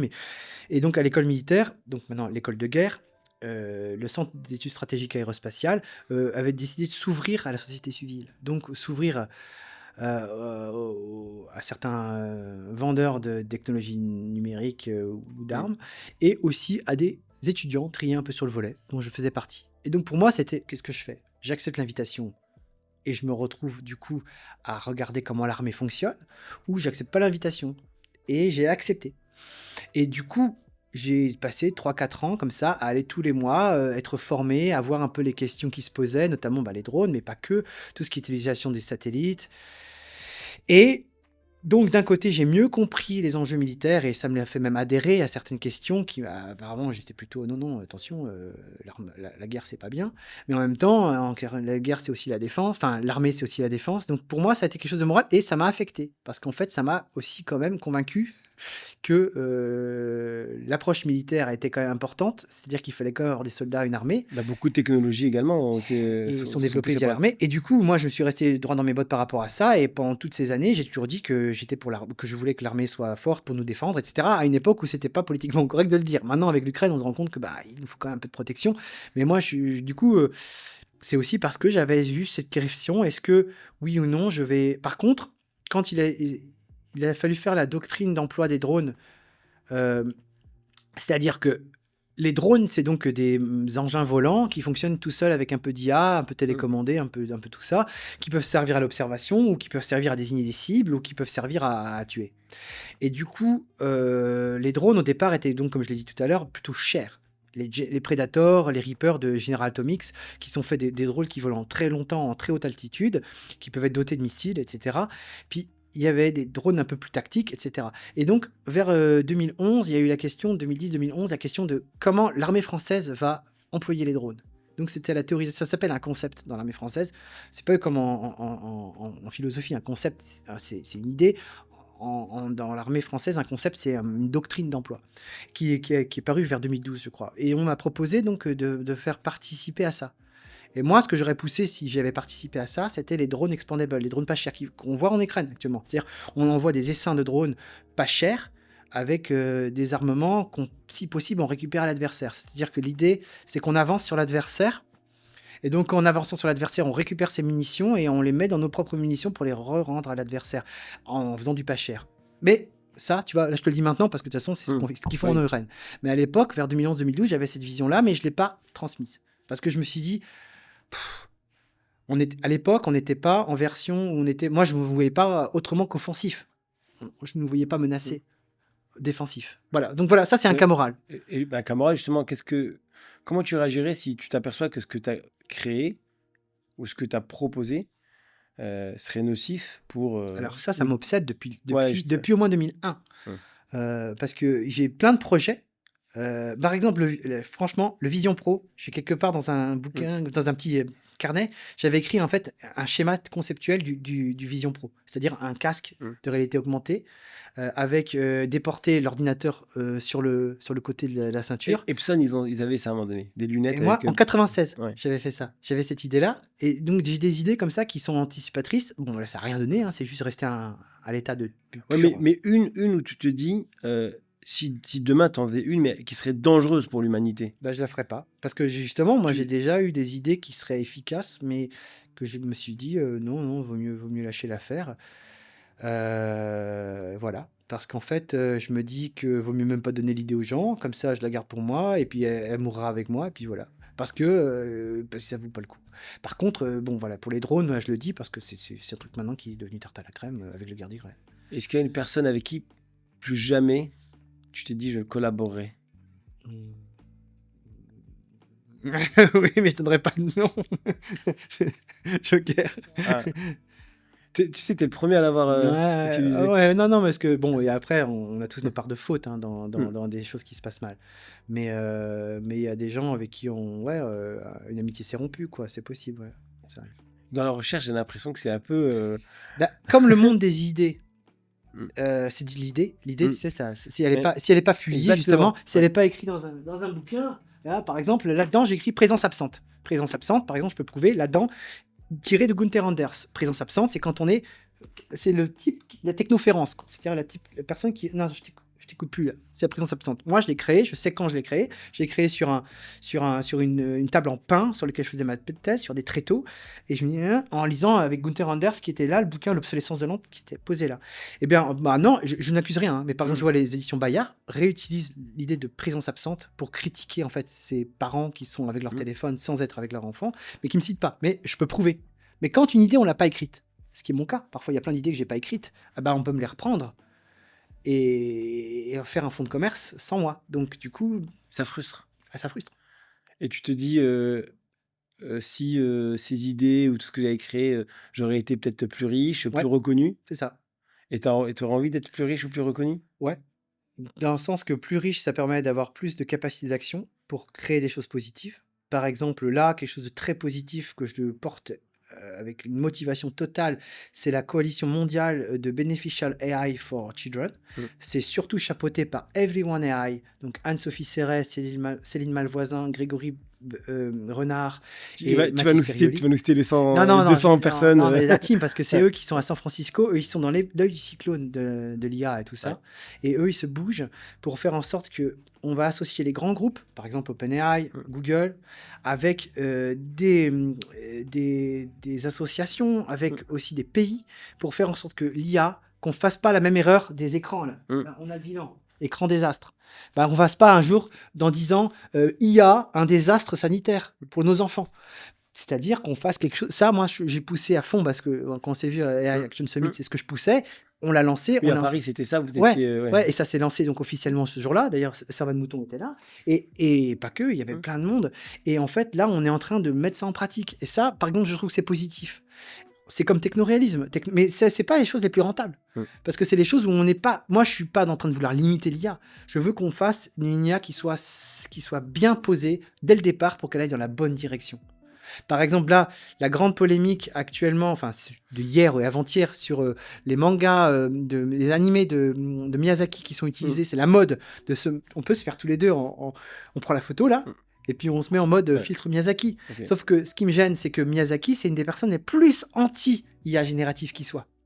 Il y a 10 ans, quand des chercheurs japonais lui ont montré le machine learning, lui ont montré qu'on pouvait faire des choses, notamment commencer à imiter son style, c'est pas parce qu'il était jaloux de son propre style à vouloir le Mmh. garder pour lui, mais c'est qu'il dit que quand il dessine, il fait un choix. Il dessine de quelque chose, il dessine quelqu'un, il fait un choix. Et après, il l'interprète, il met son cœur, Mmh. son âme dans son dessin. Son style, c'est une chose, mais c'est surtout quand les dessins véhiculent quelque chose de humain.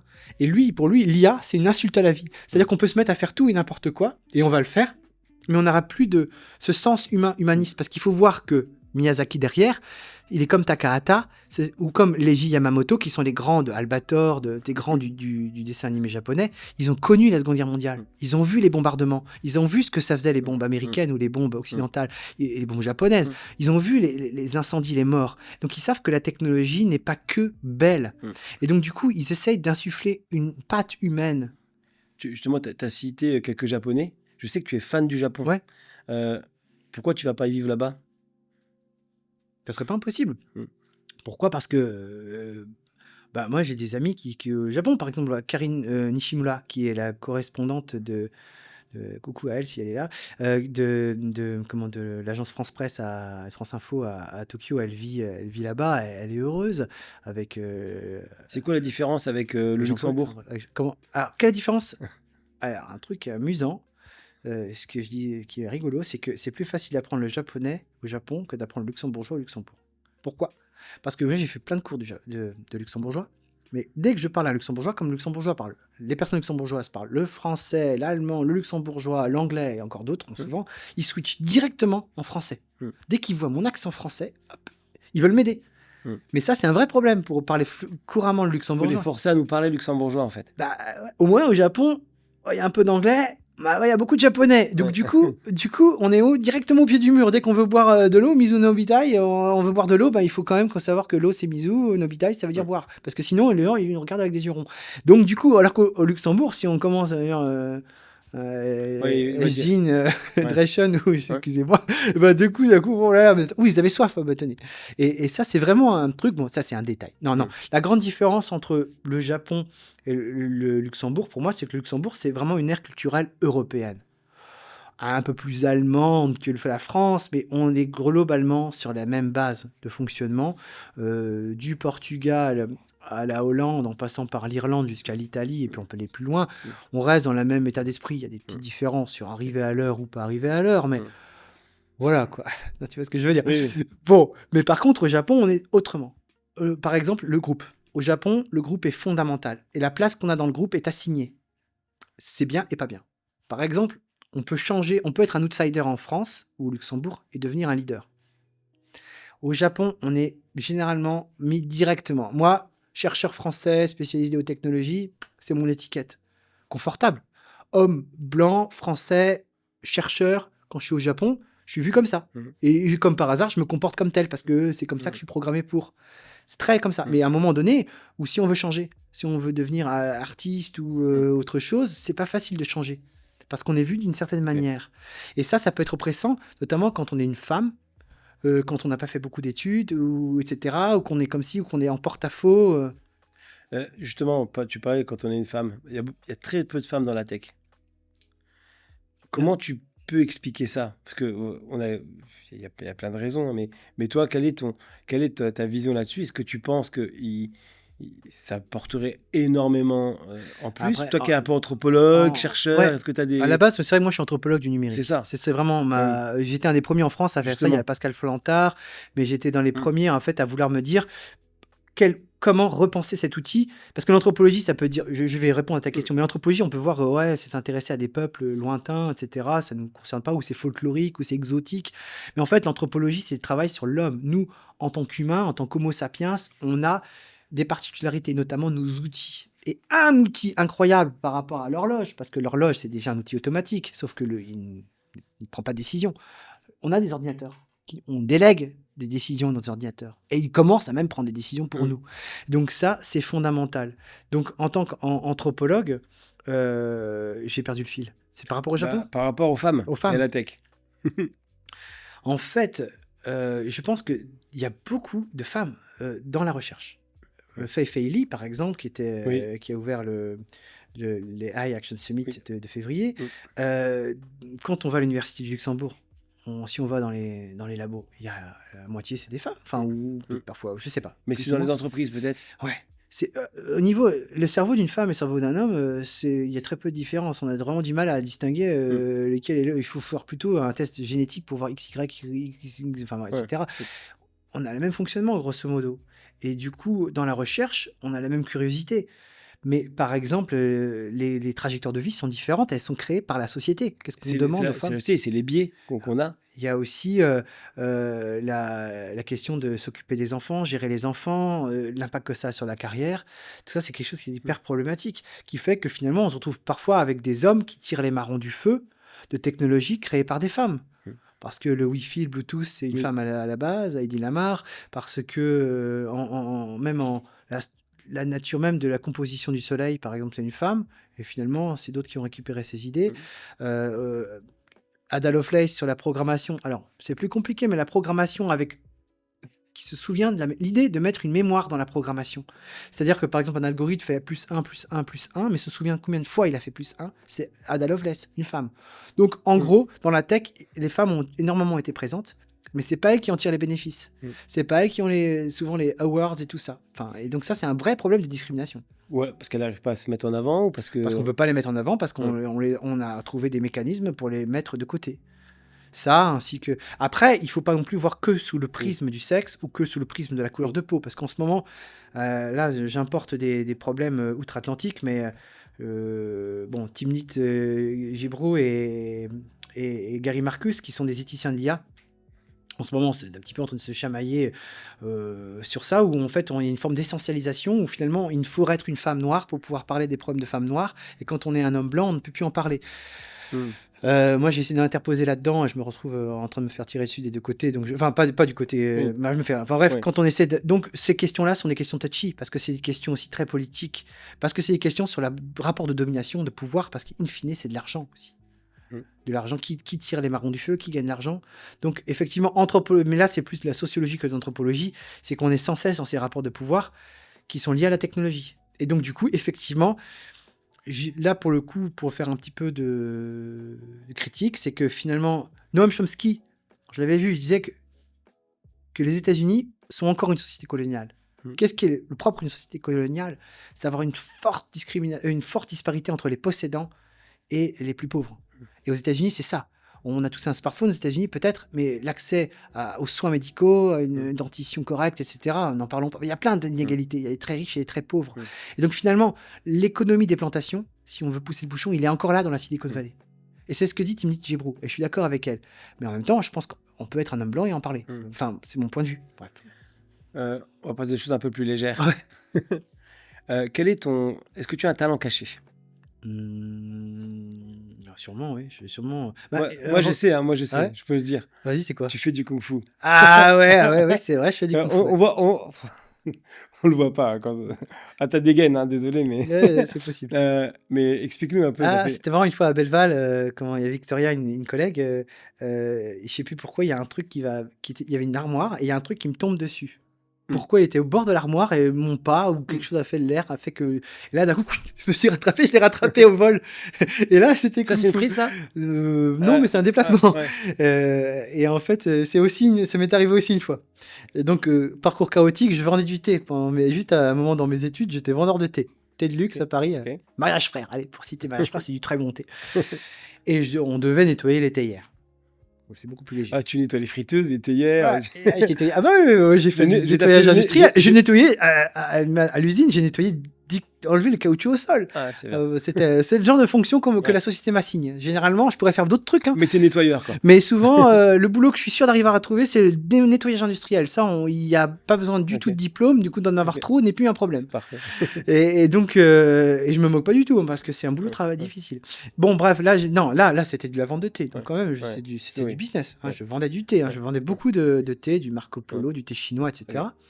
Notamment en japonais, parce que je pouvais parler japonais, donc j'avais la Ouais. clientèle japonaise. Et à un moment, je nettoyais les théières, et donc des théières chères, des théières chinois, super ou japonaises. Mm.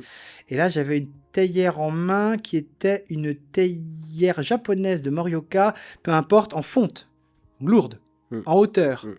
Et là, il y a le couvercle qui tombe Ouais. sur les théières en verre chinois super chères. Ouais. Là, là, j'ai utilisé le kung-fu d'instinct parce qu'il fallait absolument pas que mon truc en fonte tombe sur les théières Ouais. en verre parce que c'était Ah oui, une catastrophe, une j'allais me faire engueuler. Et ben, donc le kung-fu, c'est un sport. Explique-nous un peu, c'est quoi le principe du kung-fu? Alors, le kung-fu, en fait, ça veut dire l'action sur l'extérieur, la technique sur l'extérieur. C'est-à-dire que, parce qu'il y a le Qi-Kung. Qi-Kung, c'est en fait la technique du souffle, la technique du Qi. En fait, le Qi, c'est un peu compliqué à définir, c'est l'énergie vitale, enfin, c'est une façon de respirer. Le Tai Chi, c'est harmoniser en gros l'énergie. Donc L'énergie. voilà. Et le Kung Fu, ça vient du Wushu, c'est l'idée d'appliquer ça pour agir sur le monde. Sauf que l'action sur le monde, ça peut être le combat, mais pas que. Parce qu'il y a le Kung Fu du thé. C'est faire le meilleur thé possible, le Kung Fu Cha. Ok. C'est en fait, parce que le thé, il faut qu'il infuse. Mais en fait, tu t'as fait du kung-fu cha. T'as plus la dégaine à faire du thé qu'à combattre. Alors, dans l'histoire du Kung Fu Cha, c'est qu'à un moment donné, il y a l'histoire du. Ça, c'est un mythe. Hein. Dans l'histoire du Kung Fu, on le retrouve avec donc, ce vendeur de thé, ce artiste du thé, il doit se battre contre un vrai combattant de Kung Fu. Ok. Et son maître lui dit, la seule chose qui compte, c'est ta position de garde. Tu vas le convaincre que tu es un très très grand artiste martial parce que ta position sera bonne. Et en fait, lui, il travaille que ça. Parce que le premier coup, il est incapable d'aller plus loin. Non, en fait, moi, je suis pas spécial. En fait, j'ai toujours été un peu un cancre qui insiste. C'est-à-dire que j'en ai fait pendant une décennie ou plus parce que je mettais plutôt le paquet sur l'université, sur la recherche. Mais par contre, j'étais quand même constant. Donc, j'en ai fait quand même pas mal d'années. Et le kung-fu m'a beaucoup apporté parce qu'en fait, le maître Gao Shiku, d'ailleurs, il enseigne encore à l'Académie France Wutang à Paris. C'est en fait un club de kung-fu. Donc, ça s'appelle le Tanglang, c'est la menthe religieuse. Okay. Et je sais pas, tu connais Ken le Surveillant ? Oui, bien sûr. Et ben voilà. Ouais. Momo Shindalu, tu ne sais pas, mais tu es déjà mort. Ouais. En fait, c'est une version un peu dégradée du Tanglang. Okay. Le Tanglang, en fait, c'est il y a les 7 le Ginseng Tanglang, c'est les 7 la grande ours, et le Mehua Tanglang, c'est aussi le Tanglang, pardon, c'est la menthe religieuse. Okay. En fait, c'est Wang Lang qui l'a inventé, et c'est l'idée de se battre contre des Shaolin. C'est-à-dire que le Shaolin va faire un coup de rat, le Tanglang va plutôt tourner autour de l'articulation. C'est fait plus pour des petits gabarits qui attendent et qui tapent au bon moment. Tu ferais un lien entre le Kung Fu et la tech ? Est-ce qu'il y a un lien que tu... On t'a jamais posé cette question. Ouais. Alors en fait, si. Parce qu'en fait, avec le Kung Fu, quand il s'agit de se battre pour du côté militaire, le Kung Fu devient subalterne par rapport à l'armement. C'est-à-dire que même les grands pratiquants de Kung Fu, s'il faut faire la guerre, ils vont utiliser un fusil d'assaut, des missiles, des satellites. La Chine, par exemple, actuellement, ils s'arment, ils sont très bons en kung-fu, mais ça leur suffit pas. Parce que c'est-à-dire qu'en fait, il faut savoir ses limites aussi. C'est-à-dire que le kung-fu est applicable quand on se bat contre un organisme biologique qui a le même type d'armement. Par contre, ce qui m'intéresse en kung-fu, enfin, ce qui est possible d'imaginer un autre kung-fu qui est entrevu dans le manga Gunmei. Gunmei, ça veut dire rêve de flingue. Gun, flingue, mais rêve de Kishiro. Je ne sais plus son prénom, et qui a créé Alita Battle Angel. il y a eu un film qui s'appelle Alita Battle Angel. Ok. C'est très connu. C'est Euh, très connu pour toi. non, non, Moi, si c'est connu, moi j'y connais rien. c'est un grand cinéaste, mais ça a fait un peu un Ok, bide en fait, malheureusement. ok. Parce que, et donc Alita Battle Angel, c'est un film qui est sorti il y a quelques années et qui n'a pas bien marché, qui était tiré du manga Gunmei. Et Gunmei, en fait, bon, l'histoire, c'est que on trouve dans une décharge un crâne, et en fait, ce crâne a perdu son souvenir, un petit peu comme dans Ghost in the Shell, on ne sait pas qui et d'où il vient, et on lui donne un corps mécanique robotique, ça se passe dans le futur. Et ce corps robotique, en fait, il s'avère, au début, c'est le corps d'une femme robotique, donc pas du tout pour le combat. Et en fait, on se rend compte qu'il y a une technique de combat qui est complètement autre, qui s'appelle le Panzerkunst, en allemand, le Ouais. point de char d'assaut, quoi. Et en fait, ce qui se passe, c'est qu'en Kung Fu, là, à ce moment-là, Kishiro a développé ça dans son manga, l'idée qu'on crée un Kung Fu avec une biomécanique qui n'est pas humaine. C'est-à-dire que, par exemple, en Kung Fu, on va envoyer un coup avec le coude. Hmm. On va pas l'envoyer avec le creux du coude. On est très limité parce que si on le fait très fort, on va se démettre Ok. l'articulation. Sauf qu'un robot peut tout à fait avoir des systèmes de verrouillage qui font qu'il donne des coups Hmm. avec le creux du coude. C'est-à-dire qu'on peut créer, en fait, avec des systèmes robotiques, des kung-fu complètement différents qui pourraient servir à quoi? Parce que par rapport à un missile, ils serviront pas à grand-chose. Mais bon, En combat rapproché. en combat rapproché, ils pourraient faire des choses complètement hallucinantes. Mais notamment, par exemple, les robots de Boston Dynamics qui sont capables d'aller un peu vers l'avant et vers l'arrière, hein, en fait, selon Hmm. comment ils tournent leur tête à 180 degrés. On pourrait avoir, voilà. Justement, les robots. Tu vois, il y a Optimus Hmm. d'Elon Musk, c'est Ameca, je crois, en UK, etc. Ouais. Est-ce que Alors, tu connais. totalement différents, les deux Ouais, sont voilà. totalement différents.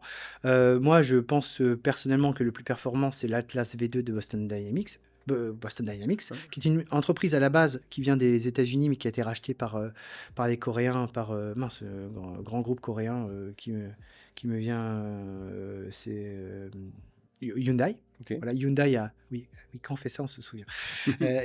Hyundai a racheté finance Boston Dynamics et eux ils font des robots grosso modo 2 millions d'euros le robot, mais ils font le meilleur. Ils font le meilleur en termes de corps robotique et aussi en termes de, pour l'instant, d'IA, parce qu'il y a le IA corps. intégré. Bah oui, il y a l'IA qu'on intègre. Voilà. Et en Chine, il y a Unitry Robotics qui fait du bon travail, qui fait des robots beaucoup moins chers, qu'on est de l'ordre de 16 000 euros, de 20 000 euros, 30 000 euros. Le DeepSeek de la robotisation, quoi. Et pareil. Mais par contre, pour l'instant, et encore, j'ai vu des choses qui sont intéressantes, c'est que pour l'instant, leur IA intégrée est moins. C'est-à-dire qu'on lui dit, s'il te plaît, va là-bas, ouvre la porte et reviens. On comprend pas trop bien. Ouais. Alors que l'Atlas V2, on lui dit, s'il te plaît, va voir ta porte là et reviens. Ok. Ouvre là, il va le faire. Donc, ouais, Optimus, pour l'instant, c'est un proof of concept qui a bien avancé, mais qui n'est pas aussi performant. Il est comparable à ce que font les Chinois. J'ai pas l'impression de le voir quelque chose de beaucoup plus intéressant que ce Ok. qu'en font Unitry. Mais le but, c'est de casser les prix. Parce que Elon Musk, il veut mettre des milliards de ses domestiques. Il veut toujours voir l'effet d'échelle. Il a pas tort. Quand il fabrique un nouveau moteur fusée, il pense, OK, un moteur fusée, mais aussi comment le faire en grande quantité. Ça, c'est astucieux. Et bah là, c'est pareil. Optimus, mais il veut faire combien? Il va en faire beaucoup. Pour Mais- qu'on en ait tous à la maison. Mais pourquoi? Est-ce qu'on a vraiment besoin de ça? Je sais pas. Bah, pour faire le ménage. Ouais, c'est vrai. Ou pour. Mais attention, Ouais. parce que les Unitry, en tout cas pour les chiens Unitry, j'ai oublié leur référence. Ils ont un nom avec Ouais. une lettre et un chiffre, mais peu importe, ils sont des chiens qui sont en fait activables à distance. Ouais. Il y a un backdoor. Ouais. C'est-à-dire que tu as ton chien robot dans ta pièce, là, qui est là. Si on le veut, allô, c'est une histoire de. Non, c'est pas du tout le complotisme, hein. Il y a un backdoor, donc du coup, s'il est branché sur le réseau, on peut y accéder et donc l'utiliser pour l'écouter ou l'utiliser pour aller faire Ouais. un truc. C'est comme tout. Hein. Ouais, mais ça fait un peu peur C'est d'avoir que un là- mort-vivant qui sort du placard. Ouais, ah oui, ça oui. T'imagines, C'est sûr. t'as la momie qui sort de son placard, quoi, Ouais. putain, qui vient pendant la nuit pour pouvoir prendre des photos. Ouais. Donc si effectivement tout le monde a des robots, à un moment donné, ben, d'un claquement de doigts, après ils peuvent dire La allez. question de souveraineté est déjà posée par, Ouais. par nos services Google, par tout Mm. ça, mais par les robots, ça sera encore plus. Mm. Donc il faudra un système des robots luxembourgeois. Alors on les a pas encore, mais il faudra que ça soit des Let's Android, quoi. Qui soient luxembourgeois, qui soient gérés par la CNPD, qui soient gérés ici. Mm. Comme ça, au moins, si le problème il arrive, le problème il est en interne. Européen ou luxembourgeois? Non, là j'ai pris les Oui, luxembourgeois, voilà. mais je pense Oui, que tout à fait. européen, la logique, ce serait d'être européen, et européen avec peut-être même le Canada. Oui. Parce que si le Canada. Voilà, enfin je dis Mm. bienvenue au Canada, si le Mm. Canada veut venir avec nous, parce que ce qui se passerait, c'est que si là, on dépasse complètement, mais on parle de tech, c'est qu'on a un gros problème en Europe, on n'a pas l'énergie, et on a un manque de ressources, Mm. mine de rien. Les Canadiens, ils ont beaucoup d'énergie, beaucoup de ressources Mmh. et moins de population. Oui. Si et ils sont excellents en technologie, en IA. Yoshua Bengio, il est au Canada. Mmh. Steve Mann, il y a plein de Mmh gens géniaux mh. au Canada. Si on se met à travailler le Canada, on est les plus forts. OK. Il ne s'agit pas de Mmh. devenir Non. les, les impérialistes pour aller Oui. envahir les autres, mais au moins on pourra dire, OK, vos techniques sont... Vous voulez nous fliquer, vous voulez Mmh. nous... On Bah, veut pas de ça. on le fait nous chez Mmh. nous. On a nos robots, on a nos systèmes d'information, on a nos IA, on est en bon partenariat, on a nos voitures aussi peut-être, parce que Ouais. là c'est pas Ah, gagné, hein. les voitures, c'est pire, hein. BYD et compagnie, ils ont le vent en poupe, hein. Ah bah là, moi, j'ai une voiture chinoise, hein. Je peux te le dire Ouais. que et Je comprends parce que, ben voilà, ça marche bien. ça marche très, très Les bien. les les batteries sont meilleures, les batteries sont censées être meilleures que celles de Tesla maintenant. Ouais. Ils ont fait des tests, donc voilà. Hem, Dernière question, des dernières questions, on a parlé de ton talent caché. Quels seraient tes défauts?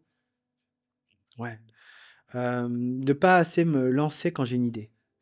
Par exemple, bon, Vision Pro en 96, évidemment, il y avait beaucoup... Moi, pourquoi ça venait de Lumière virtuelle? Le livre, de William Gibson, celui qui a inventé, c'est lui qui a écrit Neuromancien, qui a un peu écrit, a inventé le courant cyberpunk, mais il est pas tout seul. Et en fait, en lisant le livre, Lumière virtuelle, je me suis dit: «Mais c'était l'histoire de la réalité augmentée», Mmh. dans les années 95-96. Je me dis: «Mais en fait, bon, on n'a pas encore la capacité de mettre un ordinateur aussi puissant dans des lunettes, à l'époque, mais on pourrait le déporter et puis le connecter par ondes et cetera. Puis ensuite, on connecte tout ça au Mmh. réseau internet. Comme ça, on a le téléphone portable qui est connecté à Mmh. internet, qui envoie un signal audio et là, on peut avoir vidéo et on peut Mmh. écouter du Beethoven, Mmh. en pleine nature». Maintenant, c'est évident, on peut le faire. Mais par exemple, ça, c'est mon défaut, c'est j'essaie de le remédier justement en étant avec d'autres. Tu Parce que si on est Oui, seul, on oui, peut tu peur pas. de prendre des risques. Non, mais il faut pas on peut pas faire tout seul, on Mmh. peut pas porter un gros projet. Par contre, il faut s'associer et donc pour s'associer, il faut faire confiance. Peut-être que c'est ça le truc, ne Oui. pas avoir assez confiance. Donc apprendre la confiance pour aller vers l'autre, pour le partage. Parfois, on est échaudé, parfois on ne l'est pas. Mmh. Quelle est pour toi la meilleure citation que tu connaisses, que tu trouves, indispensable dans la vie ou Peut-être René Char, ça serait pas mal, c'est, «Saisis ta chance, serre ton bonheur et va au-devant du risque. Ne t'inquiète pas, ils s'y habitueront». OK. Et justement, c'est quelque chose qui serait valable pour moi, Bah, la preuve, bah, oui, exactement. pour aller vers l'avant, pour aller justement pour faire des partenariats, pour, oui, parce qu'au fond, au Luxembourg, on est ultra bien placé pour l'IA. Mmh. C'est le truc à retenir, c'est ça. C'est parce que souvent, on est un petit pays. Ouais, et alors? Enfin, je veux dire, en petit, et comme si on voulait créer un espèce de complexe parce que la France, parce que, l'Allemagne, parce que les États-Unis, parce que la Chine, parce que tout ça. Mais en fait, ce qui compte, c'est les talents et ce qu'on peut les mobiliser de manière efficace. On est une plateforme en Europe. L'Union européenne, la Commission européenne a installé Mmh. l'IA, et a installé Mmh. Luxembourg. On a Amazon chez les Américains qui sont ici. On a Microsoft. On a énormément Mmh. d'entreprises qui se développent. Donc du coup, si on arrive à avoir confiance les uns dans les autres, à créer des partenariats, heu, par exemple, là, en ce moment, je me rapproche du groupe La Poste et Intech, Mmh. parce que je me dis qu'il y a vraiment des choses vraiment chouettes, mais il y a d'autres partenariats possibles pour créer quelque chose qui nous ferait faire une IA qui serait souveraine, dans le sens qu'on n'a pas peur des Chinois, on n'a pas peur des Américains, puisque c'est chez Mmh. nous, c'est à nous et c'est nous qui sommes maîtres des clés. Une IA qui ne soit pas délirante au niveau de la consommation électrique, parce qu'on va revenir sur Grok, par exemple, de xAI, qui consomme beaucoup trop d'énergie pour un super résultat. Et puis du côté de OpenAI aussi, ça consomme beaucoup. Si on arrive aussi à faire une IA qui soit bien adaptée pour ne pas que nos enfants en subissent les conséquences parce qu'on a fait n'importe quoi, on leur a mis des amis imaginaires qui leur ont fait du mal. Si on arrive à tout ça, à bien discuter ensemble avec le gouvernement, avec les entreprises, avec l'université, avec les écoles, etc., on fera une société qui montre la bonne direction à Mmh. prendre et on est tranquille. Mmh. Super. Hem, j'ai une autre question, ça concerne en fait, ta vision, de la vie, des choses, et comment toi, au niveau des échecs, que tu as pu subir, est-ce que tu sens que, ça t'a rendu plus fort? Ou est-ce que, au contraire, tu t'es dit: «Ben, j'arrête et je refais autre Non, chose» non, ou moi, à chaque fois, je me suis dit que le temps me donnera raison. Parce que en fait, j'ai mmh, un côté un petit peu obstiné, c'est que les éléments factuels qui m'ont fait faire des prévisions, généralement, se conclut. Par exemple, dans les rushs de 2080, nos futurs, l'émission sur 2080, Mmh. j'ai parlé longtemps, hein, Mmh. forcément, on ne peut pas tout mettre à l'écran, j'apparais que quelques minutes. Mais justement, dans les travaux préparatoires, je parlais de cette question de société ruche. Ça, c'est un de mes concepts. C'est-à-dire que la société qu'on a connue, en fait, est en train d'évoluer. C'est-à-dire que nous, à notre échelle, on a l'impression que les choses sont immuables. C'est-à-dire, par Mmh. exemple, un exemple, l'électricité, l'eau courante, ça nous paraît immuable. Mais regarde Homo sapiens, en 300 000 ans, l'eau courante, elle est récente. Mmh. Il y a encore des endroits dans le monde où il n'y a pas d'eau courante. Donc nous, ici au Luxembourg, on est tranquille, l'eau courante, elle est là, on croit qu'il y en aura toujours. Mais dans 1000 ans, dans 2000 ans, est-ce qu'il y en aura encore l'eau courante? J'en sais rien. C'est pas... C'est-à-dire que l'énergie du pétrole, qu'on puisse prendre l'avion pour aller à droite à gauche sur Terre, c'est lié à l'énergie du pétrole, qu'on a eu seulement depuis 150, 200 ans. Donc nous, à notre échelle, on croit que toutes les choses sont verrouillées, mais les choses changent. Une chose qui peut changer, c'est la société. C'est-à-dire que pendant très très longtemps, et là c'est de la pure anthropologie, on observe des sociétés claniques, des chefferies. Un chef costaud, parfois une femme, souvent un homme, un groupe, et puis c'est ce qui compte, c'est la meute, ce qui compte, c'est le clan. Mmh. Et c'est ça qui compte. Du coup, c'est aussi, il y a des vendettas. Genre, tu as offensé Mmh. ma famille ou tu as offensé mon clan, je Mmh. te connais pas, mais je vais te tuer quand même parce que je vais punir l'affront que tu as fait au mien. Mmh. Pas du tout la société dans laquelle on est maintenant. La société dans laquelle maintenant, c'est la société avec l'individu. Le nombril, c'est l'atome, c'est l'individu. Mais c'est aussi positif. On nous compte, on regarde un petit peu ce qu'on pense quand on vote, on est compté statistiquement. Donc tout ça, c'est vraiment la société, on a notre mot au chapitre. Mais qu'est-ce qui pourrait se passer si ça changeait? C'est-à-dire qu'en fait, à force d'être englobé dans des systèmes numériques, dans des ruches numériques, moi la mienne, je choisis, c'est LinkedIn. Mais on peut en choisir une autre. Et dans ces ruches X, par exemple, ça devient autre chose que juste un réseau social. Parce que derrière, il y a Elon Musk, derrière, il y a XAI, Mmh. derrière, il y a Tesla, derrière, il y a Mmh. SpaceX, Mmh. derrière, il y a Trump, derrière, il y a Peter Thiel, Mmh. derrière tout ça. Mmh. Finalement, on arrive à un moment où on est dans un système où finalement, il faut rester dans le clan. Par exemple, il y a des gens qui vont acheter des annonces publicitaires sur X, donc le réseau social X, juste pour pas se fâcher avec Elon Musk. Mmh. Ils se disent, c'est un Bah, peu comme si... il y a des gens qui prennent des publicités ou qui travaillent avec certaines personnes pour éviter justement qu'on parle mal d'eux. Et donc, du coup, en faisant ça, en C'est fait, partout pareil, hein, c'est ouais, pas que... mais du coup, on arrive dans un réseau social où on va y adhérer et après, on va devoir Mmh. l'utiliser, on va devoir aussi faire des likes, on va devoir... Et du coup, en fait, bon, ça, c'est un anecdote, mais la société ruche, pour moi, c'est l'idée du, en fait, on est structuré en essaim, on est tous un peu pilotables à distance, on reçoit une notification qui nous dit de quoi faire, quoi penser. Mmh. Nous, on peut en envoyer aussi, mais c'est inégalitaire. Mmh. Il y a les reines de la ruche. Les reines de la ruche, c'est Mark Zuckerberg, c'est Elon Musk, c'est des gens qui sont Peter Thiel, c'est Jeff Bezos, qui ont, par exemple, si le matin, Mark Zuckerberg veut nous faire penser à un joker, à ça, il a qu'à simplement poster sur les réseaux sociaux ça. Et s'il le poste, par exemple, ça sur X, Mark Zuckerberg a posté quelque chose sur X, ça y est, tout le monde va regarder cette image. Mmh. Donc cette prééminence, c'est aussi, c'est pas anodin. Elon Musk, il arrive à faire monter et descendre des cours de la bourse. Et les mêmes coins, n'en parlons pas. Donc du coup, on est dans une société où en fait on pourrait se retrouver dans une société ruche, où en fait le problème c'est que il y aura comme dans une ruche des abeilles, il y a une inégalité entre la reine et les ouvrières en termes d'espérance de vie. Alors que pourtant la reine et les ouvrières ont le même ADN. Mmh. Elles sont juste pas nourries de la même manière. Sauf que la différence entre nous et Jeff Bezos, elle est incommensurablement plus différente que dans une que dans une ruche d'abeilles. C'est-à-dire que Jeff Bezos a un pouvoir énorme. Donc du coup, tout ce pouvoir qu'on leur confie, ben, c'est aussi parce que nous, on leur confie ce pouvoir. Et c'est là où je me dis, je suis totalement contre l'idée d'aller brûler des Tesla ou Mmh. coller des étiquettes sur les Tesla. Pourquoi? Parce que les personnes qui ont acheté une Tesla l'ont acheté à un moment donné. Et c'est trop facile de acheter une voiture, enfin de dire que tu as acheté une voiture pour des mauvaises raisons. Il y a eu des bonnes raisons. Il y a un an, c'était génial d'acheter une Tesla. Donc pourquoi ces choses changent? Donc je pense que l'approche violente n'est pas à faire. Mais une approche non violente, et là je sais pas si tu sais, mais moi je pense à Gandhi, Mmh. à Mahatma Gandhi. Mmh. Lui, Mahatma Gandhi, il a réussi à libérer l'Inde du joug britannique. Il l'a réussi, sans violence. Les violences sont arrivées après, au moment de la partition. Malheureusement, entre l'Inde, le Pakistan et le Bangladesh, il y a eu beaucoup de morts, effectivement. Mais lui, Gandhi, il avait une détermination. Et cette détermination, c'était l'action non violente, mais aussi la désobéissance civile. Donc là, moi, je pense qu'il n'y a pas de désobéissance civile qui compte, mais une désobéissance à ce que j'appelle, enfin, à ce qu'on appelle l'affordance. L'affordance, c'est tentant. C'est génial comme truc, trop cool, on va pouvoir faire une photo de ceci, on va pouvoir utiliser ça. L'affordance, c'est que, par exemple, quand on voit une poignée de porte, on a envie de la prendre avec notre main. parce qu'elle est faite pour ça. C'est ça l'affordance. Ben là, les IA nous proposent des tas de Ouais. trucs. Et il faut arriver à désobéir en disant Mm. non, j'en veux pas. C'est bien, peut-être un jour, mais pas aujourd'hui. Aujourd'hui, je vais réfléchir sans toi. Je vais me contenter de ce que j'ai. Ouais, Un je vais peu. dessiner sans toi, je vais me faire de la musique Mm. sans toi.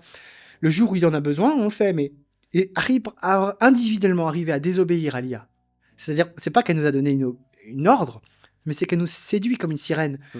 qui chanterait trop bien. Et donc, du coup, si on arrive à faire une espèce de désobéissance à l'affordance, par exemple, je peux pas donner un nom d'entreprise parce qu'on a des Amazon, on a des Google, on a des Apple, on a des Microsoft, on a des tas d'entreprises.